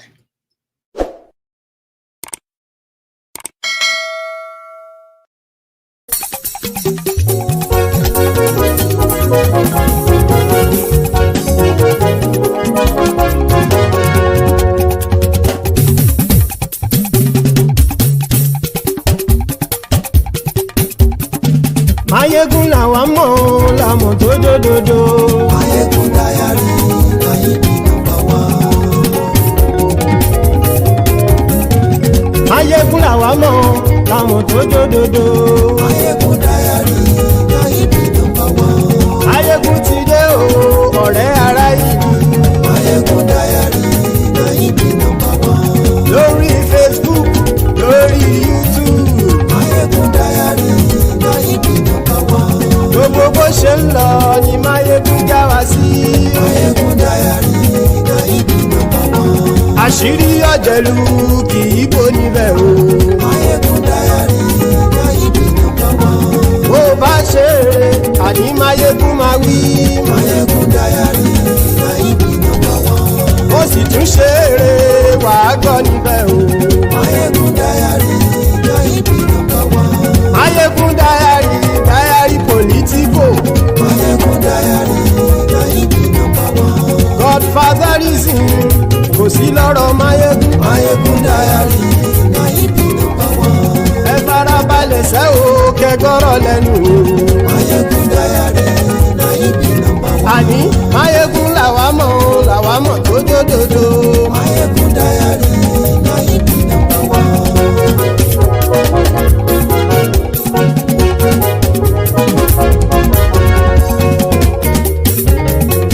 Àní ẹ̀sùn ràkì. Maiyegun ti dé. Maiyegun ti dé. Ọ̀jẹ̀lú ẹ̀sùn ràkì. Maiyegun ti dé. Àní ẹ̀sùn ràkì. Maiyegun ti dé. Lórí Facebook. Maiyegun ti dé. Àní ẹ̀sùn ràkì. Maiyegun ti dé. Lórí YouTube. Maiyegun ti dé. Àní ẹ̀sùn ràkì. Maiyegun ti dé. Bọ́ bàbá gbé wúrẹ́. Maiyegun máa wí. Àní ẹ̀sùn ràkì. Maiyegun ti dé. Ijó ìgbádìyẹ. Maiyegun máa wí. Àní ẹ̀sùn ràkì. Maiyegun ti dé. Presido bá rúfin o. Maiyegun máa wí. Àní ẹ̀sùn ràkì. Maiyegun ti dé. Kí gómìnà kówó jẹ. Maiyegun máa wí. Àní ẹ̀sùn ràkì. Maiyegun ti dé. Ọlọ́pàá tí ń darí bá. Maiyegun máa wí. Àní ẹ̀sùn ràkì. Maiyegun ti dé. Aṣòfin tí ń rúfin o. Maiyegun máa wí. Àní ẹ̀sùn ràkì. Maiyegun ti dé. Òpùrọ́ olóṣèlú. Maiyegun máa wí. Àní ẹ̀sùn ràkì. Maiyegun ti dé. Ọ̀jẹ̀lú ẹ̀sùn ràkì. Maiyegun ti dé. Àní ẹ̀sùn ràkì. Maiyegun ti dé.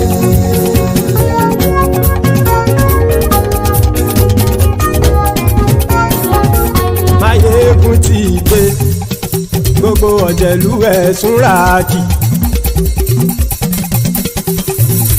Maiyegun ti dé. Gbogbo ọ̀jẹ̀lú ẹ̀sùn ràkì. Ṣùgbọ́n ní bá ti ṣe èyí tó yẹ kí wọ́n ṣe, ọmọ bá dèrò ní fi wọ́n níran o. Maiyegun ti dé. Gbogbo ọ̀jẹ̀lú ẹ̀sùn ràkì. Maiyegun ti dé. Gbogbo ọ̀jẹ̀lú ẹ̀sùn ràkì. Ṣùgbọ́n ní bá ti ṣe èyí tó yẹ kí wọ́n ṣe, ọmọ bá dèrò ní fi wọ́n níran. Wọ́n fowó bẹ́ẹ̀ o, Maiyegun ó sọ pé wọ́n ò fẹ́ bẹ̀. Wọ́n fowó bẹ́ẹ̀, Maiyegun ó sọ pé wọ́n ò fẹ́ bẹ̀. Oníkan ṣáàtì ṣe èyí tó yẹ kí wọ́n ṣe, fáwọn ará ìlú tó gbé wọn débẹ̀ o. Maiyegun ti dé. Gbogbo ọ̀jẹ̀lú ẹ̀sùn ràkì. Maiyegun ti dé. Gbogbo ọ̀jẹ̀lú ẹ̀sùn ràkì. Ṣùgbọ́n ní bá ti ṣe yìí tó yẹ kí wọ́n ṣe, ọmọ bá dẹ́rọ̀ ò ní fi wọ́n níran. Kì máa yí ṣe eré, ọ̀rọ̀ yìí kì í ṣe ẹ̀fẹ̀. Kì máa yí ṣe eré, ọ̀rọ̀ yìí kì í ṣe ẹ̀fẹ̀. Ẹni bá ti lè lẹ́bọ̀ lẹ́rù o, ọmọ bá dèrò kàṣàyè tú wọn síta. Maiyegun ti dé. Gbogbo ọ̀jẹ̀lú ẹ̀sùn ràkì. Maiyegun ti dé. Gbogbo ọ̀jẹ̀lú ẹ̀sùn ràkì. Ṣùgbọ́n ní bá ti ṣe yìí tó yẹ kí wọ́n ṣe ọmọ bá dẹ́rọ̀ ò ní fi wọ́n níran. tẹnitẹni ọmọ Máyégún ọ̀rẹ́ ara ìlú mọ̀mọ́ ni mo fọlọ́hún ṣọ́ ẹ̀ bá kìlẹ́bù lóòótọ́ olódodo ìlú ọ̀tá ìlú mọ̀mọ́ ni ìwọ ṣá máa ń ṣọ́ra kò sì mọ́ bẹ̀rù bọ́tà ń lè rí bóníṣègùn lé káwọn mọ̀mọ́ fi ṣera wọn ni ó ti dẹrùn tí wọn ò gbọ́dọ̀ sè mọ́bẹ̀. èèpo ọ̀bọ lọmọ bá dérò tàjẹ́ ò gbọ́dọ̀ jẹ́ ó ti jọba lórí abínú ẹni kò sì mọ́ fòyà àìsíwọ́lu ní ẹnìkẹ́ ìgbódì ẹyin lábàrá o ó kó ẹni tó bá dán wò á kàmù. Máyégún ti dé gbogbo ọ̀jẹ̀lúwẹ̀ túnra kì. Máyégún ti dé gbogbo ọ̀jẹ̀lúwẹ̀ túnra kì o. Ẹni bá ti ṣe èyí tó yẹ kí wọ́n ṣe ọmọ bá dèrò òní fi wọ́n níran o. Máyégún ti dé gbogbo ọ̀jẹ̀lúwẹ̀ túnra kì. Máyégún ti dé gbogbo ọ̀jẹ̀lúwẹ̀ túnra kì. Ṣùgbọ́n ní bá ti ṣe yìí tó yẹ kí wọ́n ṣe ọmọ bá dẹ́rọ̀ ò ní fi wọ́n níran.